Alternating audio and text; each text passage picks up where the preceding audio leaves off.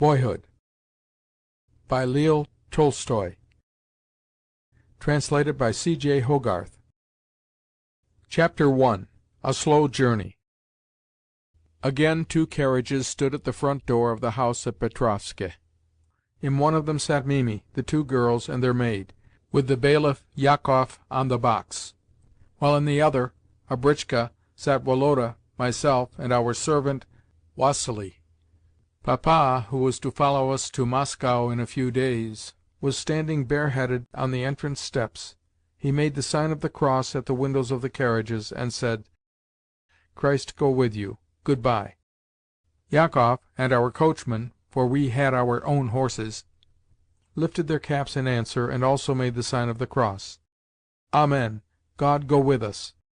The carriages began to roll away, and the birch trees of the great avenue filed out of sight. I was not in the least depressed on this occasion, for my mind was not so much turned upon what I had left as upon what was awaiting me. In proportion as the various objects connected with the sad recollections which had recently filled my imagination receded behind me, those recollections lost their power, and gave place to a consolatory feeling of life, youthful vigor, freshness, and hope. Seldom have I spent 4 days more, well, I will not say gaily, since I should have shrunk from appearing gay, but more agreeably and pleasantly than those occupied by our journey.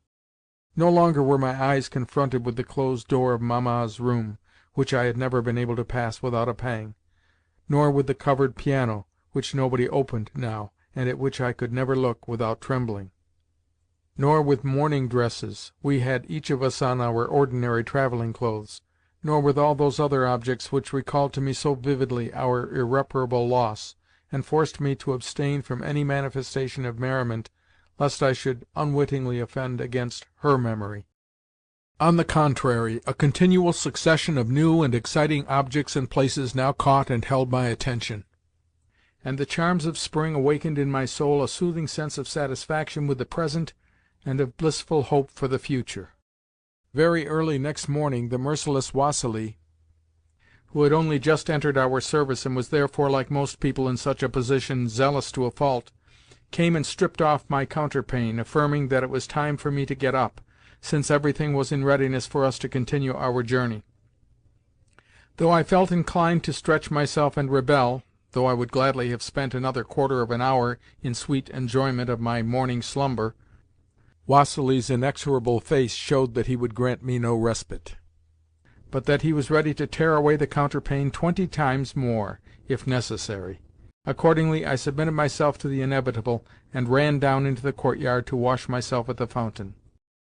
In the coffee-room a tea-kettle was already surmounting the fire which Milka the ostler, as red in the face as a crab, was blowing with a pair of bellows. All was grey and misty in the courtyard like steam from a smoking dunghill, but in the eastern sky the sun was diffusing a clear, cheerful radiance, and making the straw roofs of the sheds around the courtyard sparkle with the night dew. Beneath them stood our horses, tied to mangers, and I could hear the ceaseless sound of their chewing. A curly-haired dog, which had been spending the night on a dry dunghill, now rose in lazy fashion, and, wagging its tail, walked slowly across the courtyard. The bustling landlady opened the creaking gates, turned her meditative cows into the street, whence came the lowing and bellowing of other cattle, and exchanged a word or two with a sleepy neighbor. Philip, with his shirt-sleeves rolled up, was working the windlass of a draw-well, and sending sparkling fresh water coursing into an oaken trough, while in the pool beneath it some early-rising ducks were taking a bath. It gave me pleasure to watch his strongly marked bearded face, and the veins and muscles as they stood out upon his great powerful hands whenever he made an extra effort. In the room behind the partition wall, where Mimi and the girls had slept, yet so near to ourselves that we had exchanged confidences overnight, movements now became audible. Their maid kept passing in and out with clothes, and at last the door opened, and we were summoned to breakfast. Woloda, however, remained in a state of bustle throughout, as he ran to fetch first one article and then another, and urged the maid to hasten her preparations. The horses were put to, and showed their impatience by tinkling their bells. Parcels, trunks, dressing-cases, and boxes were replaced, and we set about taking our seats. Yet, every time that we got in, the mountain of luggage in the britchka seemed to have grown larger than before, and we had much ado to understand how things had been arranged yesterday, and how we should sit now. A tea-chest, in particular, greatly inconvenienced me, but Vassili declared that things will soon right themselves, and I had no choice but to believe him. The sun was just rising, covered with dense white clouds, and every object around us was standing out in a cheerful, calm sort of radiance. The whole was beautiful to look at, and I felt comfortable and light of heart. Before us the road ran like a broad, sinuous ribbon through cornfields glittering with dew. Here and there a dark bush or young birch-tree cast a long shadow over the ruts and scattered grass-tufts of the track. Yet even the monotonous din of our carriage-wheels and collar-bells could not drown the joyous song of soaring larks, nor the combined odour of moth-eaten cloth, dust, and sourness peculiar to our britchka overpower the fresh scents of the morning. I felt in my heart that delightful impulse to be up and doing, which is a sign of sincere enjoyment. As I had not been able to say my prayers in the courtyard of the inn, but had nevertheless been assured once that on the very first day when I omitted to perform that ceremony some misfortune would overtake me, I now hastened to rectify the omission. Taking off my cap and stooping down in a corner of the britchka, I duly recited my orisons, and unobtrusively signed the sign of the cross beneath my coat. Yet all the while 1,000 different objects were distracting my attention, and more than once I inadvertently repeated a prayer twice over. Soon, on the little footpath beside the road, became visible some slowly moving figures. They were pilgrims. On their heads they had dirty handkerchiefs, on their backs wallets of birch-bark, and on their feet bundles of soiled rags and heavy bast shoes. Moving their staffs in regular rhythm, and scarcely throwing us a glance, they pressed onwards with heavy tread and in single file. "Where have they come from?" I wondered to myself, "and whither are they bound? Is it a long pilgrimage they are making?" But soon the shadows they cast on the road became indistinguishable from the shadows of the bushes which they passed. Next, a carriage and four could be seen approaching us. In 2 seconds the faces which looked out at us from it with smiling curiosity had vanished. How strange it seemed that those faces should have nothing in common with me, and that in all probability they would never meet my eyes again. Next came a pair of post-horses, with the traces looped up to their collars. On one of them a young postillion, his lamb's-wool cap cocked to one side, was negligently kicking his booted legs against the flanks of his steed as he sang a melancholy ditty. Yet his face and attitude seemed to me to express such perfect carelessness and indolent ease that I imagined it to be the height of happiness to be a postillion and to sing melancholy songs. Far off, through a cutting in the road, there soon stood out against the light blue sky the green roof of a village church. Presently the village itself became visible, together with the roof of the manor-house and the garden attached to it. Who lived in that house? Children, parents, teachers? Why should we not call there and make the acquaintance of its inmates? Next we overtook a file of loaded wagons, a procession to which our vehicles had to yield the road. "What have you got in there?" asked Vassili of one waggoner who was dangling his legs lazily over the splashboard of his conveyance, and flicking his whip about as he gazed at us with a stolid, vacant look. But he only made answer when we were too far off to catch what he said. "And what have you got?" asked Vassili of a second waggoner who was lying at full length under a new rug on the driving seat of his vehicle. The red poll and red face beneath it lifted themselves up for a second from the folds of the rug, measured our britchka with a cold, contemptuous look, and lay down again. Whereupon I concluded that the driver was wondering to himself who we were, whence we had come, and whither we were going. These various objects of interest had absorbed so much of my time that, as yet, I had paid no attention to the crooked figures on the verst-posts as we passed them in rapid succession. But in time the sun began to burn my head and back, the road to become increasingly dusty, the impedimenta on the carriage to grow more and more uncomfortable, and myself to feel more and more cramped. Consequently, I relapsed into devoting my whole faculties to the distance posts and their numerals, and to solving difficult mathematical problems for reckoning the time when we should arrive at the next posting-house. 12 versts are a third of 36, and in all there are 41 to lipets. We have done a third, and how much then? And so forth, and so forth. "Vassili," was my next remark, on observing that he was beginning to nod on the box seat, "suppose we change seats, will you?" Vassili agreed, and had no sooner stretched himself out in the body of the vehicle than he began to snore. To me on my new perch, however, a most interesting spectacle now became visible, namely, our horses, all of which were familiar to me down to the smallest detail. "Why is Diachik on the right to-day, Philip, not on the left?" I asked knowingly. "And Narachinka is not doing her proper share of the pulling." "One could not put Diachik on the left," replied Philip, altogether ignoring my last remark. "He is not the kind of horse to put there at all. A horse like the one on the left now is the right kind of one for the job." After this fragment of eloquence, Philip turned towards Diachik, and began to do his best to worry the poor animal by jogging at the reins, in spite of the fact that Diachik was doing well and dragging the vehicle almost unaided. This Philip continued to do until he found it convenient to breathe and rest himself a while, and to settle his cap askew, though it had looked well enough before. I profited by the opportunity to ask him to let me have the reins to hold, until the whole 6 in my hand, as well as the whip, I had attained complete happiness. Several times I asked whether I was doing things right, but as usual Philip was never satisfied, and soon destroyed my felicity. The heat increased until a hand showed itself at the carriage window and waved a bottle and a parcel of eatables, whereupon Vassili leapt briskly from the britchka, and ran forward to get us something to eat and drink. When we arrived at a steep descent, we all got out and ran down it to a little bridge, while Vassili and Yakov followed, supporting the carriage on either side, as though to hold it up in the event of its threatening to upset.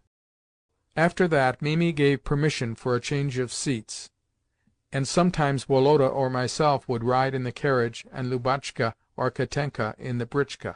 This arrangement greatly pleased the girls, since much more fun went on in the britchka. Just when the day was at its hottest, we got out at a wood, and breaking off a quantity of branches, transformed our vehicle into a bower. This travelling arbour then bustled on to catch the carriage up, and had the effect of exciting Lubotshka to one of those piercing shrieks of delight which she was in the habit of occasionally emitting. At last we drew near the village where we were to halt and dine.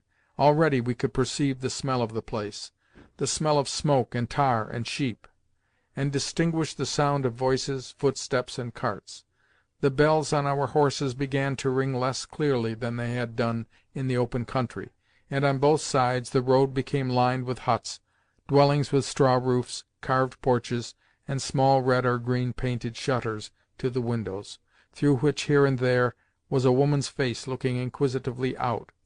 Peasant children clad in smocks only stood staring open-eyed, or, stretching out their arms to us, ran barefooted through the dust to climb onto the luggage behind, despite Philip's menacing gestures. Likewise, red-haired waiters came darting around the carriages to invite us with words and signs to select their several hostelries as our halting-place. Presently a gate creaked, and we entered a courtyard. 4 hours of rest and liberty now awaited us. Chapter 2. The Thunderstorm. The sun was sinking towards the west, and his long hot rays were burning my neck and cheeks beyond endurance, while thick clouds of dust were rising from the road and filling the whole air. Not the slightest wind was there to carry it away. I could not think what to do.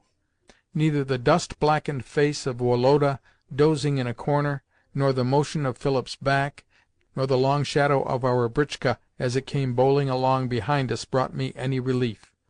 I concentrated my whole attention upon the distance posts ahead, and the clouds, which, hitherto dispersed over the sky, were now assuming a menacing blackness and beginning to form themselves into a single solid mass. From time to time distant thunder could be heard, a circumstance which greatly increased my impatience to arrive at the inn where we were to spend the night. A thunderstorm always communicated to me an inexpressibly oppressive feeling of fear and gloom. Yet we were still 10 versts from the next village, and in the meanwhile the large purple cloud-bank, arisen from no one knows where, was advancing steadily towards us. The sun, not yet obscured, was picking out its fuscous shape with dazzling light, and marking its front with grey stripes running right down to the horizon. At intervals, vivid lightning could be seen in the distance, followed by low rumbles which increased steadily in volume until they merged into a prolonged roll which seemed to embrace the entire heavens. At length Vassili got up and covered over the britchka. The coachman wrapped himself up in his cloak and lifted his cap to make the sign of the cross at each successive thunderclap, and the horses pricked up their ears and snorted as though to drink in the fresh air which the flying clouds were outdistancing.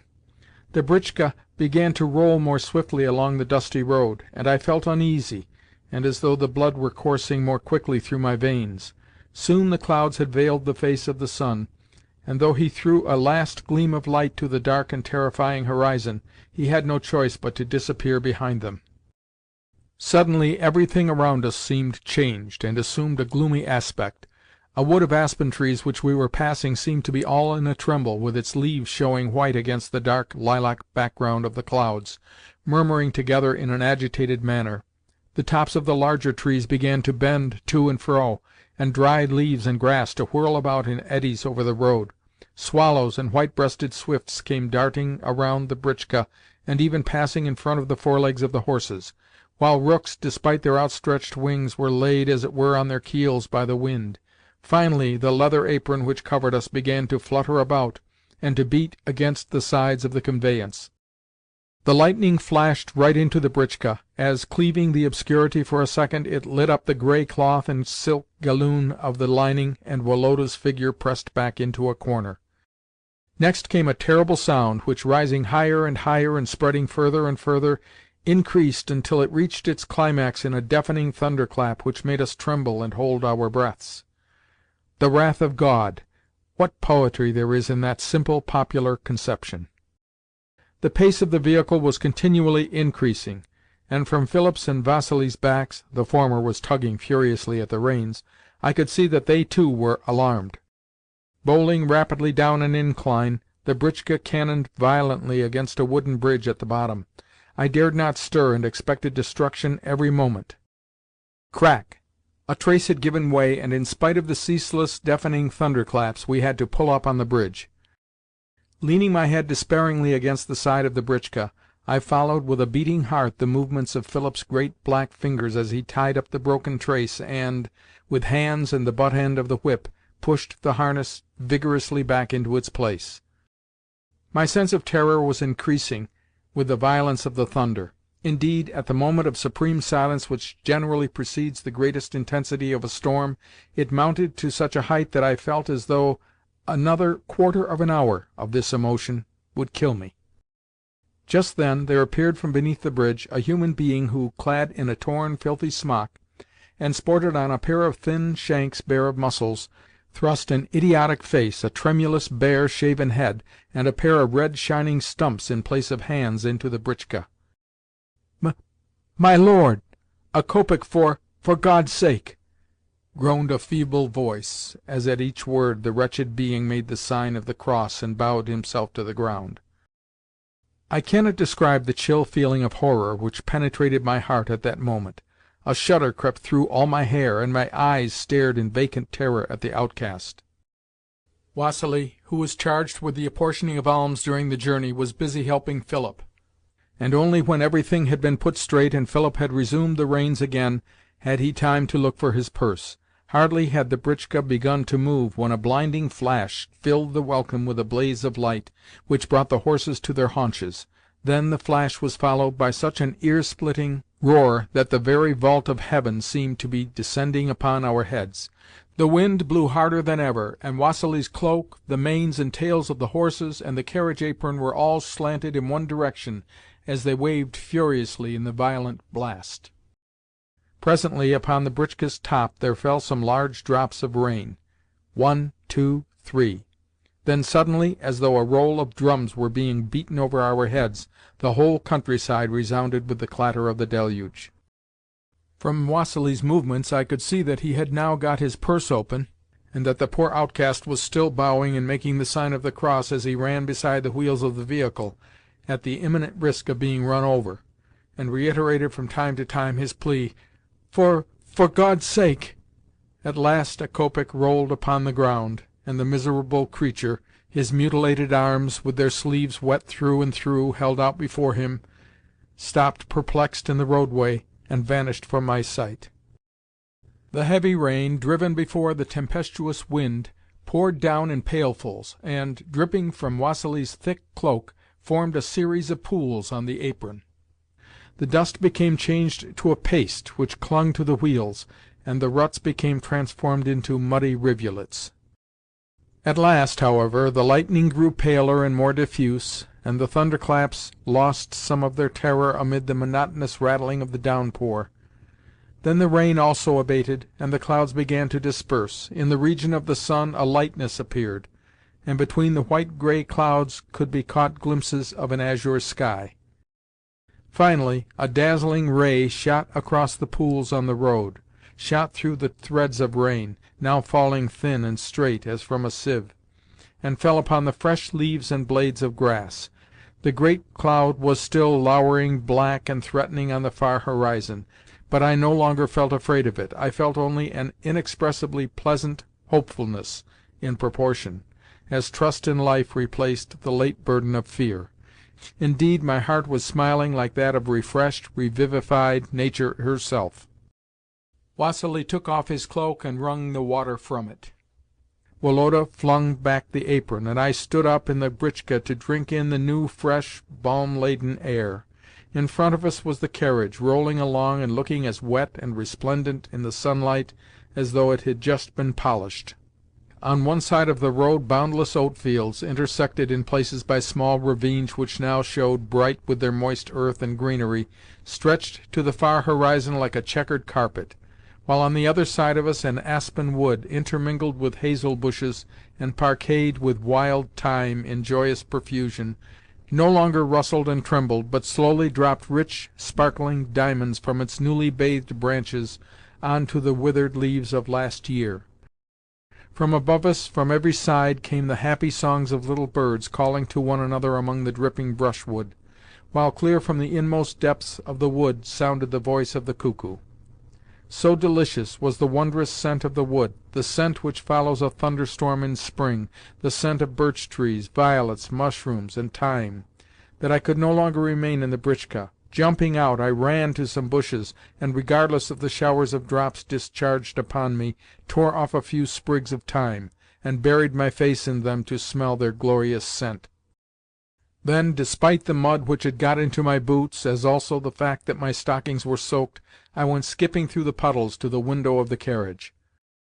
"Lubotshka! Katenka!" I shouted as I handed them some of the thyme. "Just look how delicious this is!" The girls smelt it, and cried, "Ah!" but Mimi shrieked to me to go away, for fear I should be run over by the wheels. "Oh, but smell how delicious it is!" I persisted. Chapter 3. A New Point of View. Katenka was with me in the britchka, her lovely head inclined as she gazed pensively at the roadway. I looked at her in silence, and wondered what had brought the unchildlike expression of sadness to her face, which I now observed for the first time there. "We shall soon be in Moscow," I said at last. "How large do you suppose it is?" "I don't know," she replied. "Well, but how large do you imagine? As large as Serpukhov?" "What do you say?" "Nothing." Yet the instinctive feeling which enables one person to guess the thoughts of another and serves as a guiding thread in conversation soon made Katenka feel that her indifference was disagreeable to me. Wherefore she raised her head presently, and, turning round, said, "Did your papa tell you that we girls, too, were going to live at your Grandmamma's?" "Yes, he said that we should all live there." "All live there?" "Yes, of course.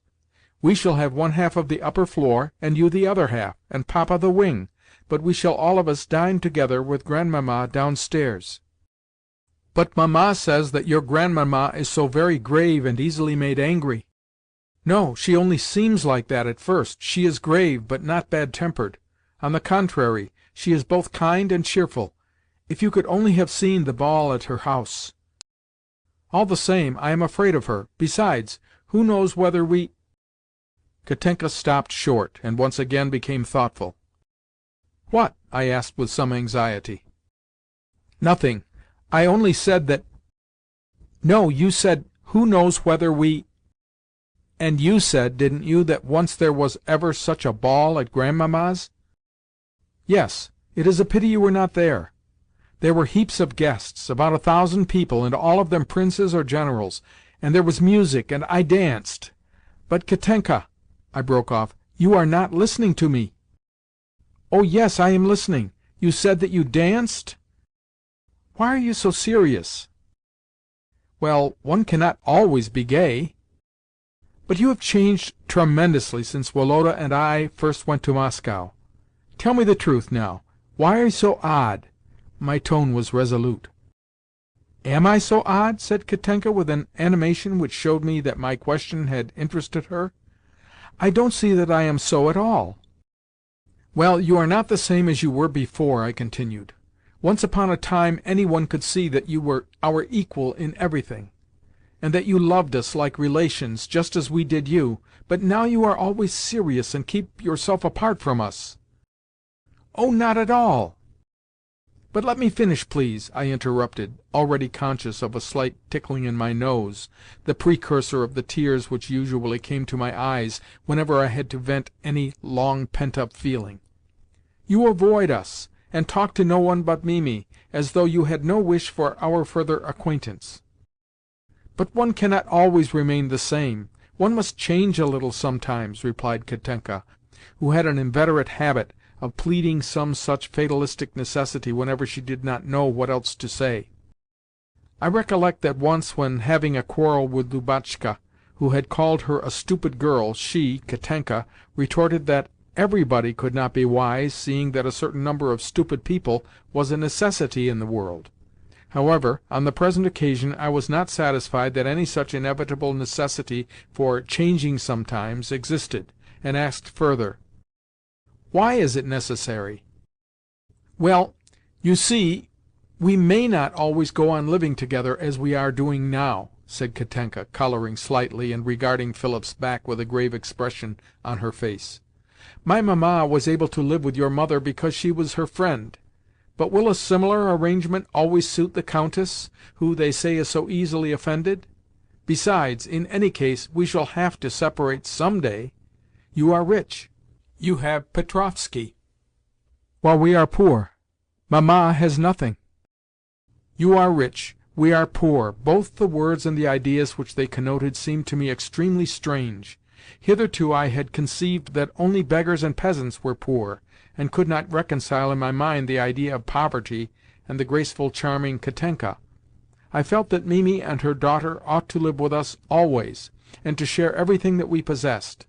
Things ought never to be otherwise. Yet, at this moment, 1,000 new thoughts with regard to their lonely position came crowding into my head, and I felt so remorseful at the notion that we were rich and they poor, that I coloured up and could not look Katenka in the face.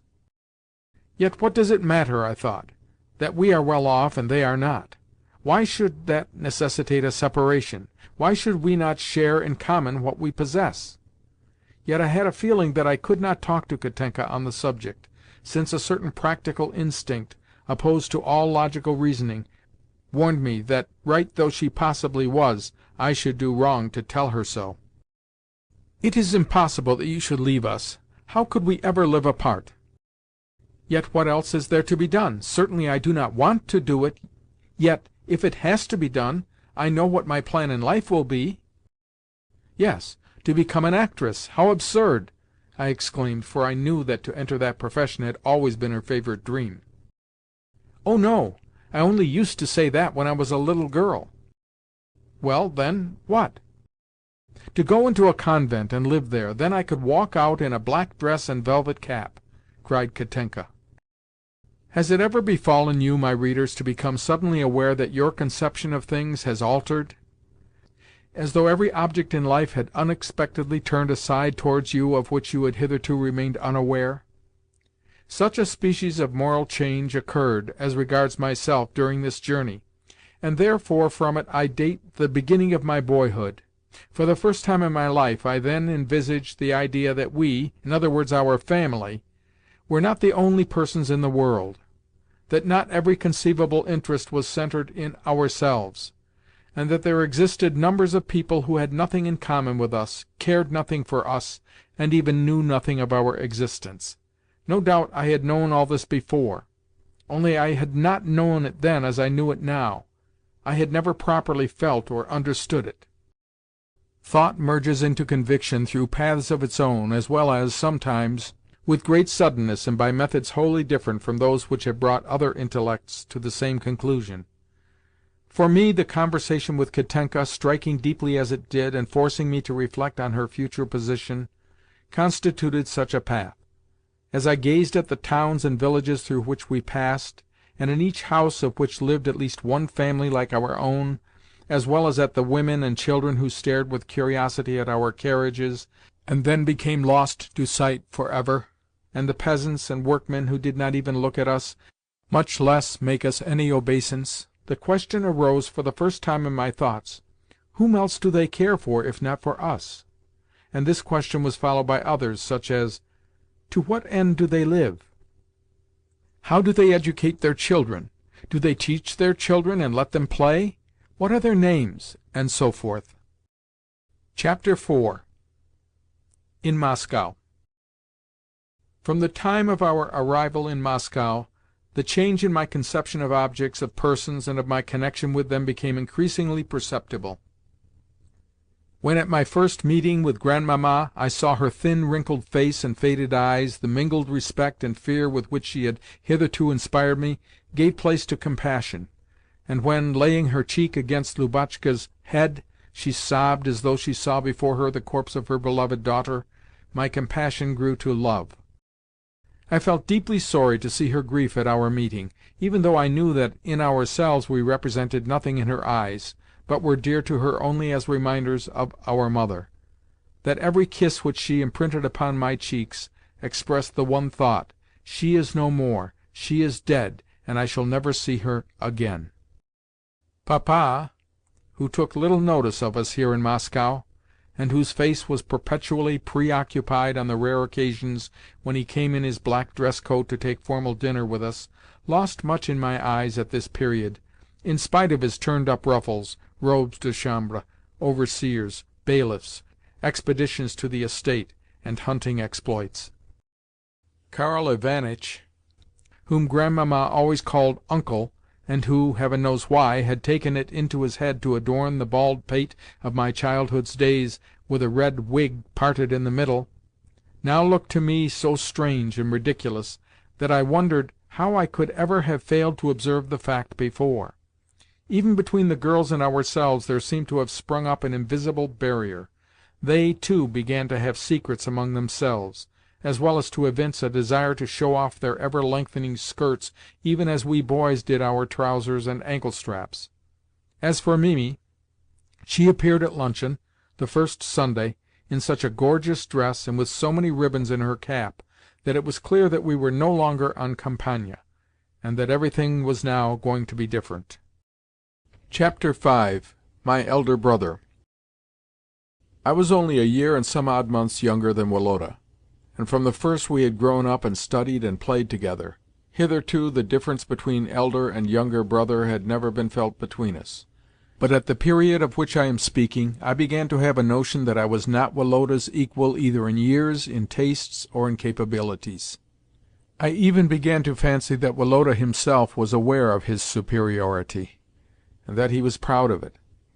And, though perhaps I was wrong, the idea wounded my conceit, already suffering from frequent comparison with him. He was my superior in everything, in games, in studies, in quarrels, and in deportment. All this brought about an estrangement between us, and occasioned me moral sufferings which I had never hitherto experienced. When for the first time Woloda wore Dutch-pleated shirts, I at once said that I was greatly put out at not being given similar ones, and each time that he arranged his collar, I felt that he was doing so on purpose to offend me. But what tormented me most of all was the idea that Woloda could see through me, yet did not choose to show it. Who has not known those secret, wordless communications which spring from some barely perceptible smile or movement, from a casual glance between two persons who live as constantly together as do brothers, friends, man and wife, or master and servant, particularly if those two persons do not in all things cultivate mutual frankness? How many half-expressed wishes, thoughts, and meanings, which one shrinks from revealing, are made plain by a single accidental glance which timidly and irresolutely meets the eye! However, in my own case I may have been deceived by my excessive capacity for and love of analysis. Possibly Woloda did not feel at all as I did. Passionate and frank, but unstable in his likings, he was attracted by the most diverse things, and always surrendered himself wholly to such attraction. For instance, he suddenly conceived a passion for pictures, spent all his money on their purchase, begged Papa, Grandmamma, and his drawing-master to add to their number, and applied himself with enthusiasm to art.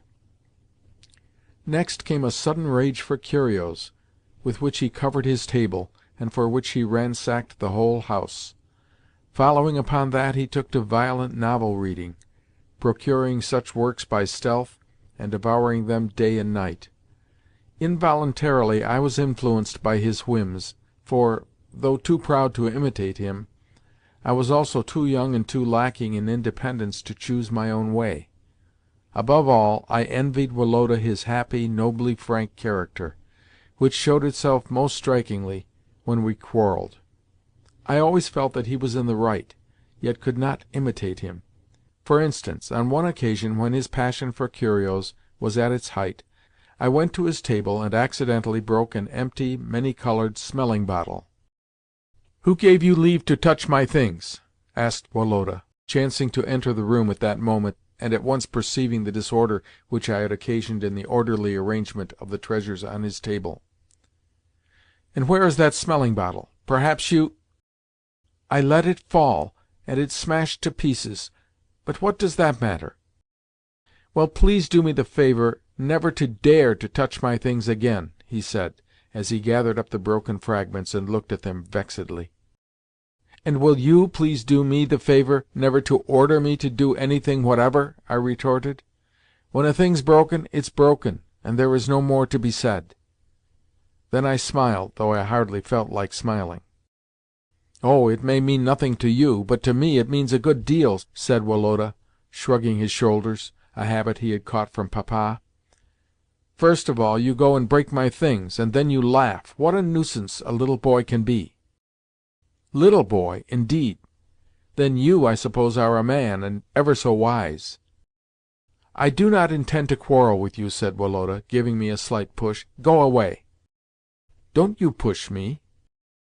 "Go away." "I say again, don't you push me." Woloda took me by the hand and tried to drag me away from the table, but I was excited to the last degree, and gave the table such a push with my foot that I upset the whole concern, and brought china and crystal ornaments and everything else with a crash to the floor. "You disgusting little brute!" exclaimed Woloda, trying to save some of his falling treasures. "At last all is over between us," I thought to myself as I strode from the room. "We are separated now for ever." It was not until evening that we again exchanged a word. Yet I felt guilty, and was afraid to look at him, and remained at a loose end all day. Woloda, on the contrary, did his lessons as diligently as ever, and passed the time after luncheon in talking and laughing with the girls. As soon again as afternoon lessons were over, I left the room, for it would have been terribly embarrassing for me to be alone with my brother. When, too, the evening class in history was ended, I took my notebook and moved towards the door. Just as I passed Woloda, I pouted and pulled an angry face, though in reality I should have liked to make my peace with him. At the same moment he lifted his head, and with a barely perceptible and good-humouredly satirical smile looked me full in the face. Our eyes met, and I saw that he understood me, while he, for his part, saw that I knew that he understood me. Yet a feeling stronger than myself obliged me to turn away from him. "Nikolenka," he said in a perfectly simple and anything but mocking pathetic way, "You have been angry with me long enough. I am sorry if I offended you," and he tendered me his hand. It was as though something welled up from my heart and nearly choked me. Presently it passed away. The tears rushed to my eyes, and I felt immensely relieved. "I, too, am sorry, Woloda," I said, taking his hand. Yet he only looked at me with an expression as though he could not understand why there should be tears in my eyes. Chapter 6. Masha. None of the changes produced in my conception of things were so striking as the one which led me to cease to see in one of our chambermaids a mere servant of the female sex, but, on the contrary, a woman, upon whom depended to a certain extent my peace of mind and happiness. From the time of my earliest recollection I can remember Masha an inmate of our house, yet never until the occurrence of which I am going to speak, an occurrence which entirely altered my impression of her, had I bestowed the smallest attention upon her. She was 25 years old, while I was but 14. Also, she was very beautiful, but I hesitate to give a further description of her, lest my imagination should once more picture the bewitching, though deceptive, conception of her which filled my mind during the period of my passion. To be frank, I will only say that she was extraordinarily handsome, magnificently developed, and a woman, as also that I was but 14. At one of those moments when, lesson-book in hand, I would pace the room, and try to keep strictly to one particular crack in the floor as I hummed a fragment of some tune or repeated some vague formula—in short, at one of those moments when the mind leaves off thinking and the imagination gains the upper hand, and yearns for new impressions, I left the schoolroom, and turned, with no definite purpose in view, towards the head of the staircase. Somebody in slippers was ascending the second flight of stairs. Of course I felt curious to see who it was, but the footsteps ceased abruptly, and then I heard Masha's voice say, "Go away! What nonsense! What would Maria Ivanovna think if she were to come now?" "Oh, but she will not come," answered Woloda's voice in a whisper. "Well, go away, you silly boy!" and Masha came running up and fled past me. I cannot describe the way in which this discovery confounded me. Nevertheless, the feeling of amazement soon gave place to a kind of sympathy with Woloda's conduct.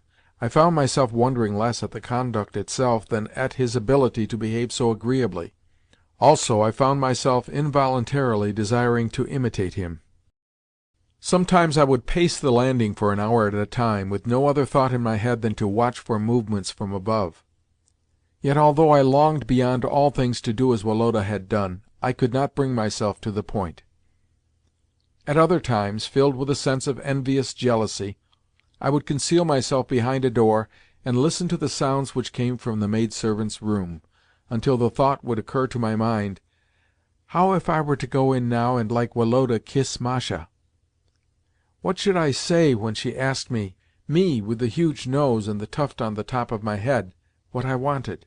Sometimes, too, I could hear her saying to Woloda, 'That serves you right. Go away. Nicholas Petrovitch never comes in here with such nonsense.' Alas! She did not know that Nicholas Petrovitch was sitting on the staircase just below and feeling that he would give all he possessed to be in that bold fellow Woloda's place. I was shy by nature, and rendered worse in that respect by a consciousness of my own ugliness. I am certain that nothing so much influences the development of a man as his exterior, though the exterior itself less than his belief in its plainness or beauty. Yet I was too conceited altogether to resign myself to my fate. I tried to comfort myself much as the fox did when he declared that the grapes were sour. That is to say, I tried to make light of the satisfaction to be gained from making such use of a pleasing exterior as I believed Woloda to employ, satisfaction which I nevertheless envied him from my heart, and endeavoured with every faculty of my intellect and imagination to console myself with a pride in my isolation. Chapter 7. Small Shot. "Good gracious! Powder!" exclaimed Mimi, in a voice trembling with alarm. "Whatever are you doing? You will set the house on fire in a moment. and be the death of us all." Upon that, with an indescribable expression of firmness, Mimi ordered every one to stand aside, and, regardless of all possible danger from a premature explosion, strode with long and resolute steps to where some small shot was scattered about the floor, and began to trample upon it. When, in her opinion, the peril was at least lessened, she called for Michael, and commanded him to throw the powder away into some remote spot, or better still, to immerse it in water; after which she adjusted her cap and returned proudly to the drawing-room, murmuring as she went, "At least I can say that they are well looked after." When Papa issued from his room and took us to see Grandmamma, we found Mimi sitting by the window and glancing with a grave, mysterious, official expression towards the door. In her hand she was holding something carefully wrapped in paper. I guessed that that something was the small shot, and that Grandmamma had been informed of the occurrence. In the room also were the maid-servant, Gasha, who, to judge by her angry, flushed face, was in a state of great irritation, and Dr. Blumenthal, the latter a little man pitted with smallpox, who was endeavouring by tacit pacificatory signs with his head and eyes to reassure the perturbed Gasha. Grandmamma was sitting a little askew, and playing that variety of patience which is called the traveller, two unmistakable signs of her displeasure. "How are you to-day, Mamma?" said Papa, as he kissed her hand respectfully. "Have you had a good night?" "Yes, very good, my dear. You know that I always enjoy sound health," replied Grandmamma, in a tone implying that Papa's inquiries were out of place and highly offensive. "Please give me a clean pocket-handkerchief," she added to Gasha. "I have given you one, madam," answered Gasha, pointing to the snow-white cambric handkerchief which she had just laid on the arm of Grandmamma's chair. "No, it's a nasty, dirty thing. Take it away and bring me a clean one, my dear." Gasha went to a cupboard and slammed the door of it back so violently that every window rattled. Grandmamma glared angrily at each of us, and then turned her attention to following the movements of the servant. After the latter had presented her with what I suspected to be the same handkerchief as before, Grandmamma continued, "And when do you mean to cut me some snuff, my dear?" "When I have time." "What do you say?"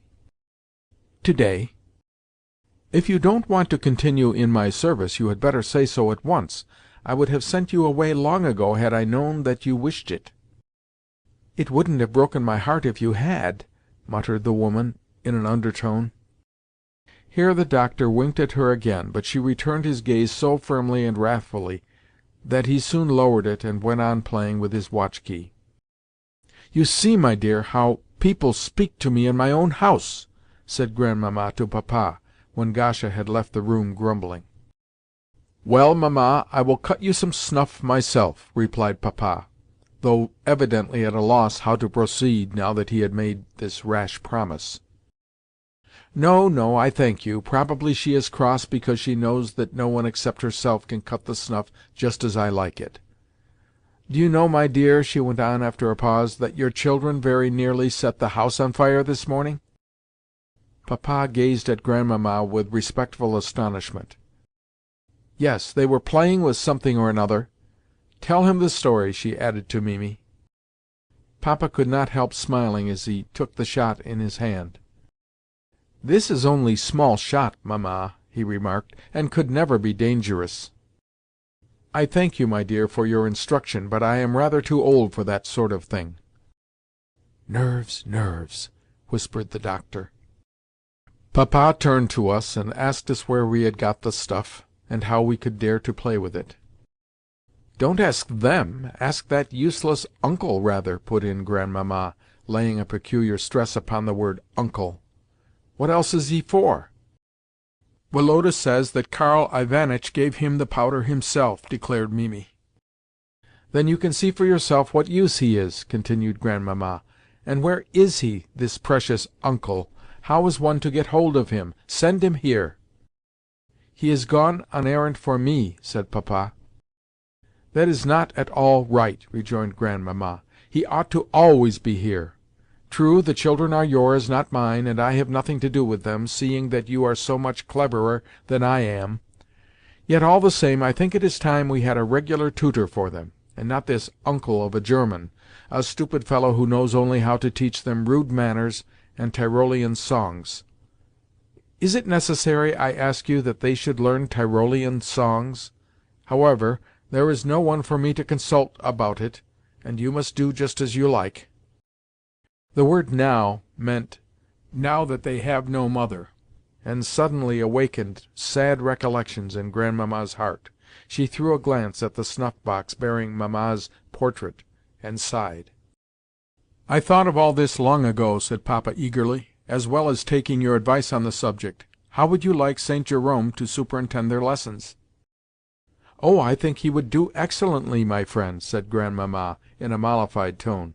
"He is at least a tutor comme il faut, and knows how to instruct des enfants de bonne maison. He is not a mere uncle who is good only for taking them out walking." "Very well, I will talk to him tomorrow," said Papa, and, sure enough, 2 days later saw Karl Ivanitch forced to retire in favour of the young Frenchman referred to. Chapter 8. Karl Ivanitch's History. The evening before the day when Karl was to leave us for ever, he was standing, clad as usual in his wadded dressing-gown and red cap, near the bed in his room, and bending down over a trunk as he carefully packed his belongings. His behaviour towards us had been very cool of late, and he had seemed to shrink from all contact with us. Consequently, when I entered his room on the present occasion, he only glanced at me for a second, and then went on with his occupation. Even though I proceeded to jump on to his bed, a thing hitherto always forbidden me to do, he said not a word, and the idea that he would soon be scolding or forgiving us no longer having anything to do with us, reminded me vividly of the impending separation. I felt grieved to think that he had ceased to love us, and wanted to show him my grief. "Will you let me help you?" I said, approaching him. He looked at me for a moment and turned away again. Yet the expression of pain in his eyes showed that his coldness was not the result of indifference, but rather of sincere and concentrated sorrow. "God sees and knows everything," he said at length, raising himself to his full height and drawing a deep sigh. "Yes, Nikolenka," he went on, observing the expression of sincere pity on my face, "my fate has been an unhappy one from the cradle, and will continue so to the grave. The good that I have done to people has always been repaid with evil. Yet though I shall receive no reward here, I shall find one there." He pointed upwards. "Ah, if only you knew my whole story, and all that I have endured in this life! I who have been a bootmaker, a soldier, a deserter, a factory hand, and a teacher! Yet now I am nothing, and, like the Son of Man, have nowhere to lay my head." Sitting down upon a chair, he covered his eyes with his hand. Seeing that he was in the introspective mood in which a man pays no attention to his listener as he cons over his secret thoughts, I remained silent, and, seating myself upon the bed, continued to watch his kind face. "You are no longer a child. You can understand things now, and I will tell you my whole story, and all that I have undergone. Some day, my children, you may remember the old friend who loved you so much." He leant his elbow upon the table by his side, took a pinch of snuff, and in the peculiarly measured, guttural tone in which he used to dictate us our lessons, began the story of his career. Since he many times in later years repeated the whole to me again, always in the same order, and with the same expressions and the same unvarying intonation, I will try to render it literally, and without omitting the innumerable grammatical errors into which he always strayed when speaking in Russian. Whether it was really the history of his life, or whether it was the mere product of his imagination, that is to say, some narrative which he had conceived during his lonely residence in our house, and had at last, from endless repetition, come to believe in himself, or whether he was adorning with imaginary facts the true record of his career, I have never quite been able to make out. On the one hand, there was too much depth of feeling and practical consistency in its recital for it to be wholly incredible, while on the other hand, the abundance of poetical beauty which it contained tended to raise doubts in the mind of the listener. Me were very unhappy from the time of my birth," he began with a profound sigh. "The noble blood of the Countess of Zomerblat flows in my veins. Me were born 6 week after the wedding. The man of my mutter, I called him Papa, were farmer to the Count von Zomerblat. He could not forget my mutter's shame, and loved me not. I had a youngster brother, Johann, and 2 sister, but me were strange between my own family. When Johann made several silly trick, Papa said, 'With this child, Karl, I am never to have one moment tranquil,' and then he scolded and punished me. When the sister quarrelled among themselves, Papa said, 'Karl will never be one obedient boy,' and still scolded and punished me. My good Mamma alone loved and tenderet me. Often she said to me, 'Karl, come in my room,' and there she kissed me secretly. 'Poorly, poorly Karl,' she said, 'nobody love you, but I will not exchange you for somebody in the world. One thing your mutter begs you to remember,' she said to me. 'Learn well, and be ever one honest man. Then God will not forsake you.' And I tried so to become.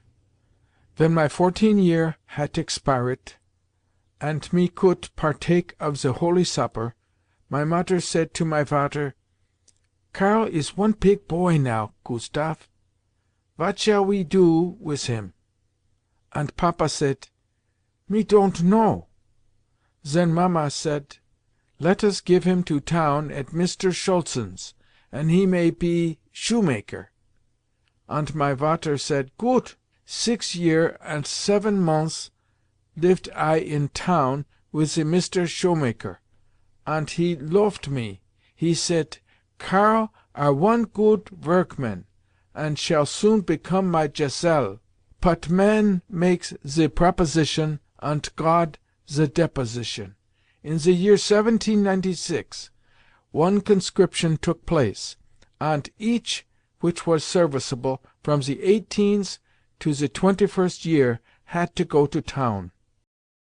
My vater and my brother Johann come to town, and we go together to throw the lot for which should be soldat.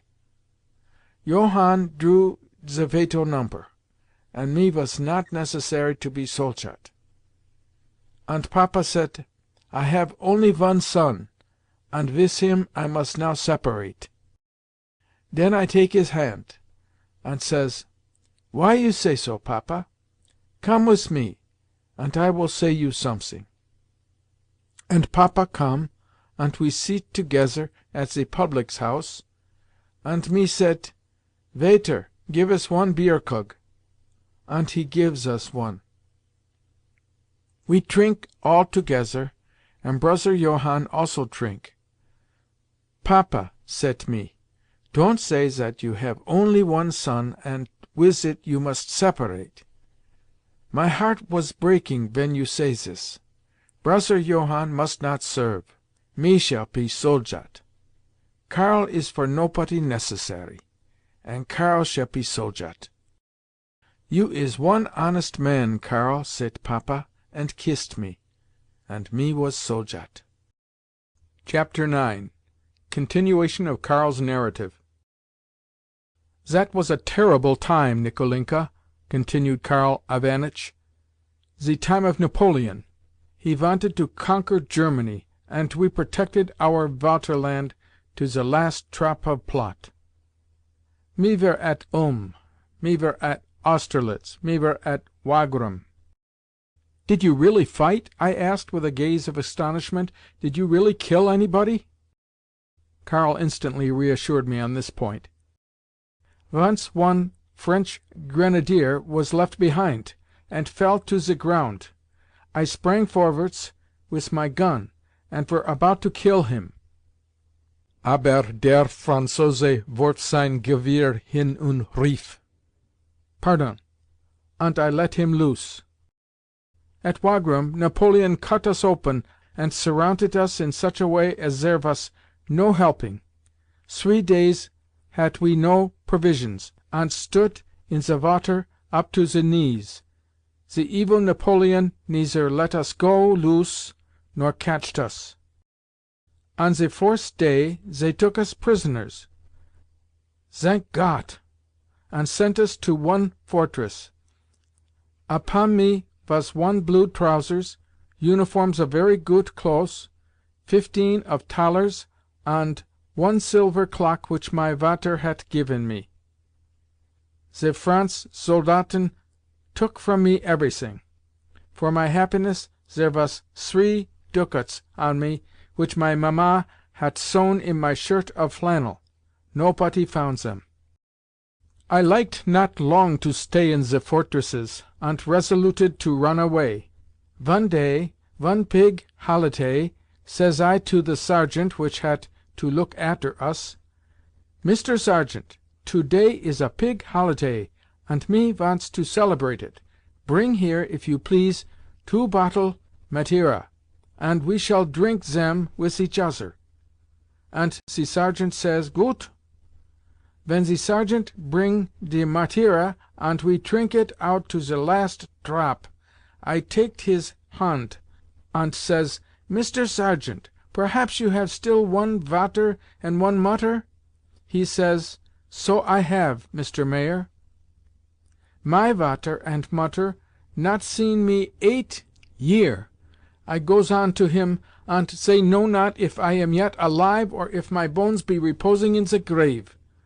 Oh, Mr. Sergeant, I have 2 ducats, which is in my shirt of flannel. Take them, and let me loose. You will be my benefactor, and my mutter will be praying for you all her life to the Almighty God. The sergeant emptied his glass of Madeira, and says, Mr. Mayor, I love and pity you very much, but you is 1 prisoner, and I 1 soldat. So I take his hand, and says, Mr. Sergeant. And the sergeant says, You is 1 poor man, and I will not take your money, but I will help you. When I go to sleep, buy 1 pail of pranty for de soldaten, and they will sleep. Me will not look after you. This was 1 good man. I put the pail of pranty, and when the soldaten was drunken, me dressed in 1 old coat, and gang in silence out of the dune. I go to the wall, and will leap down, but there is water below, and I will not spoil my last dressing, so I go to the gate. The sentry go up and down with 1 gun, and look at me. Who goes there? And I was silent. Who goes there the 2nd time? And I was silent. Who goes there the 3rd time? And I ran away. I sprang in the water, climb up to the other side, and walk on. The entire night I run on the way, but when daylight came, I was afraid that they would catch me, and I hid myself in the high corn. There I kneeled down, thanked the water in heaven for my safety, and fall asleep with a tranquil feeling. I wakened up in the evening, and gang further. At once 1 large German carriage, with 2 raven black horse, came alongside me. In the carriage sit 1 well-dressed man, smoking pipe, and look at me. I go slowly, so that the carriage shall have time to pass me, but I go slowly, and the carriage go slowly. And the man look at me. I go quick, and the carriage go quick, and the man stop its 2 horses, and look at me. Young man, says he, where go you so late? I says, I go to Frankfurt. Sit in the carriage. There is room enough, and I will track you, he says. But why have you nosing about you? Your boots is dirty, and your beard not shaven? I seated with him, and says, Ich bin 1 poor man, and I would like to pussy myself with something in a manufactory. My dressing is dirty because I fell in the mud on the road. You tell me untruths, young man, says he. The road is quite dry now. I was silent. "Tell me ze whole truth," goes on ze goot man. "Who you are, and vere you go to. I like your face, and ven you is one honest man, so I will help you." And I tell all. "Goot, young man," he says. "Come to my manufactory of rope, and I will give you work, and dress, and money, and you can live with us." I says, "Goot." I go to the manufactory of rope, and the good man says to his woman, "Here is one young man who defended his Vaterland, and ran away from prisons. He has not house, nor tresses, nor preat. He will live with us. Give him clean linen, and nourish him." I lived 1½ year in the manufactory of rope, and my landlord loved me so much that he would not let me loose, and I felt very goot. I were zen handsome man, young, of pig stature, with blue eyes and Romish nose, and Mrs. L., I like not to say her name, she was the woman of my landlord, was young and handsome lady, and she fell in love with me. Here Karl Ivanitch made a long pause, lowered his kindly blue eyes, shook his head quietly, and smiled as people always do under the influence of a pleasing recollection. "Yes," he resumed as he leant back in his arm-chair and adjusted his dressing-gown, "I have experienced many things in my life, but zere is my witness," here he pointed to an image of the Saviour, embroidered on wool, which was hanging over his bed, "that nobody in ze world can say that Karl Ivanitch has been one dishonest man. I would not repay black ingratitude for ze goot which Mr. L. dit me, ant I resoluted to ron away. So in ze evening, ven all were asleep, I writet one letter to my landlord and laid it on ze table in his room. Zen I taked my tresses, 3 thaler of money, and go mysteriously into ze street. Nobody have seen me, and I go on ze roat." Chapter 10. Conclusion of Karl's narrative. I had not seen my Mamma for 9 year, and I know not whether she lived or whether her bones had long since lain in ze dark grave. Ven I come to my own country and go to ze town, I ask, "Where live Kustaf Mayer, who was farmer to ze Count von Zomerblat?" And they answer me, "Graf Zomerblat is dead, and Kustaf Mayer live now in ze pig street, and keep a public house." So I tress in my new waistcoat, and one noble coat which the manufacturist presented me, arranged my hairs nice, and go to ze public house of my Papa. Sister Mariechen was sitting on a bench, and she asked me what I want. I says, "Might I drink one glass of brandy?" And she says, "Vater, here is a young man who wish to drink one glass of brandy." And Papa says, "Give him ze glass." I set to ze table, drink my glass of brandy, smoke my pipe, and look at Papa, Mariechen, and Johann, who also come into the shop. In the conversation, Papa says, "You know perhaps, young man, where stands our army?" And I say, "I myself am come from the army, and it stands now at Rouen." "Our son," says Papa, "is a soldat, and now is it 9 years since he wrote never one wort, and we know not whether he is alive or dead. My woman cry continually for him." I still fumigate the pipe, and say, "What was your son's name, and where served he? Perhaps I may know him." "His name was Karl Mayer, and he served in the Austrian Jägers." "He were of pig stature, and a handsome man like yourself," puts in Mariechen. I say, "I know your Karl." "Amalia," exclaimed my Vater, "come here. Here is young man which knows our Karl." And my dear Mutter comes out from a back door. I knew her directly. "You know our Karl?" says she, and looks at me, and white all over, trembles. "Yes, I have seen him," I says, without ze courage to look at her, for my heart did almost burst. "My Karl is alive?" she cry. "Zen tank Got! Vere is he, my Karl? I would die in peace if I could see him once more, my darling son. But Got will not have it so." Then she cried, and I could no longer stant it. "Darling Mamma," I say, "I am your son. I am your Karl, and she fell into my arms. Karl Ivanitch covered his eyes, and his lips were quivering. "Mutter," sagte ich bin ihr Sohn, ich bin ihr Karl, und sie stürzte mir in die Arme," he repeated, recovering a little, and wiping the tears from his eyes. "But Gott did not wish me to finish my days in my own town. I were pursued by fate. I lived in my own town only 3 months. One Sunday I sit in a coffee-house, and trinket 1 pint of beer, and fumigated my pipe, and speaket with some friends of politic, of the Emperor Franz, of Napoleon, of the war, and anybody might say his opinion.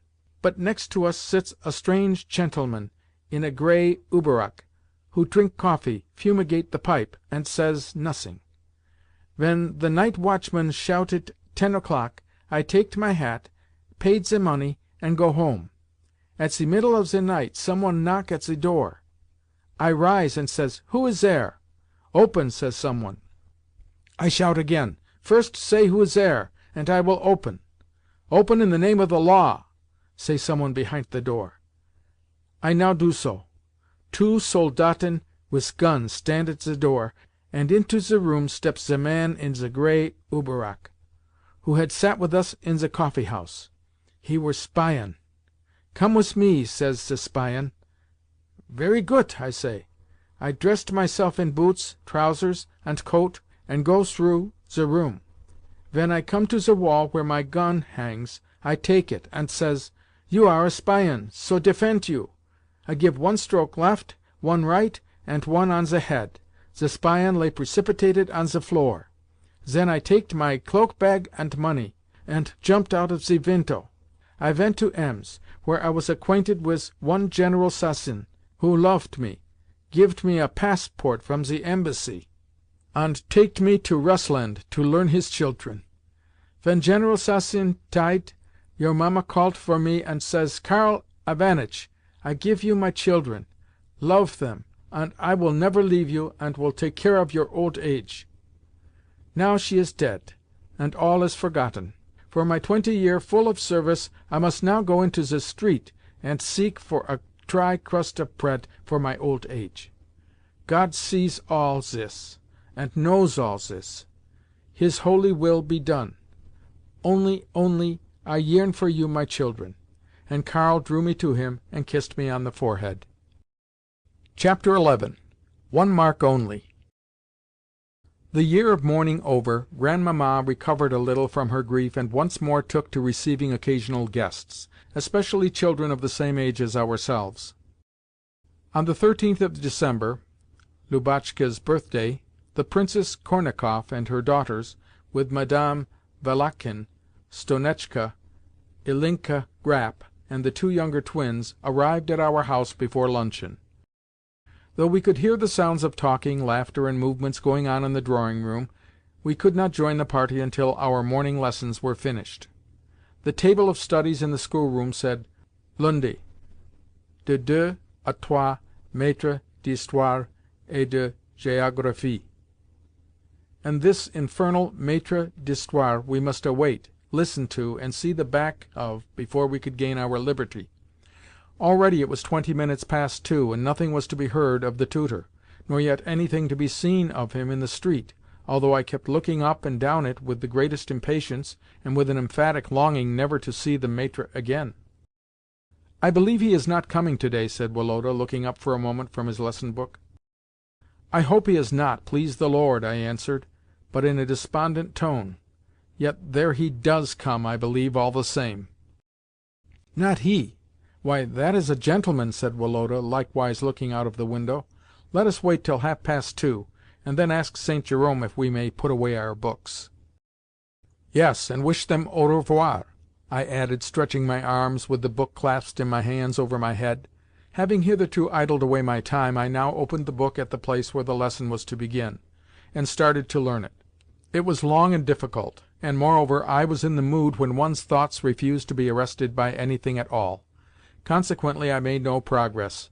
After our last lesson in history, which always seemed to me a peculiarly arduous and wearisome subject, The history master had complained to St. Jerome of me because only 2 good marks stood to my credit in the register, a very small total. St. Jerome had then told me that if I failed to gain less than 3 marks at the next lesson, I should be severely punished. The next lesson was now imminent, and I confess that I felt a little nervous. So absorbed, however, did I become in my reading, that the sound of goloshes being taken off in the ante-room came upon me almost as a shock. I had just time to look up when there appeared in the doorway the servile, and to me very disgusting face and form of the master, clad in a blue frock-coat with brass buttons. Slowly he set down his hat and books and adjusted the folds of his coat, as though such a thing were necessary, and seated himself in his place. "Well, gentlemen," he said, rubbing his hands, "let us first of all repeat the general contents of the last lesson, after which I will proceed to narrate the succeeding events of the Middle Ages." This meant, say over the last lesson. While Woloda was answering the master with the entire ease and confidence which come of knowing a subject well, I went aimlessly out onto the landing, and since I was not allowed to go downstairs, what more natural than that I should involuntarily turn towards the alcove on the landing? Yet before I had time to establish myself in my usual coign of vantage behind the door, I found myself pounced upon by Mimi, always the cause of my misfortunes. "You here?" she said, looking severely, first at myself and then at the maidservant's door, and then at myself again. I felt thoroughly guilty, firstly because I was not in the schoolroom, and secondly because I was in a forbidden place. So I remained silent, and, dropping my head, assumed a touching expression of contrition. "Indeed, this is too bad," Mimi went on. "What are you doing here?" Still I said nothing. "Well, it shall not rest where it is," she added, tapping the banister with her yellow fingers. "I shall inform the Countess." It was 5 minutes to 3 when I re-entered the schoolroom. The master, as though oblivious of my presence or absence, was explaining the new lesson to Woloda. When he had finished doing this, and had put his books together, while Woloda went into the other room to fetch his ticket, the comforting idea occurred to me that perhaps the whole thing was over now, and that the master had forgotten me.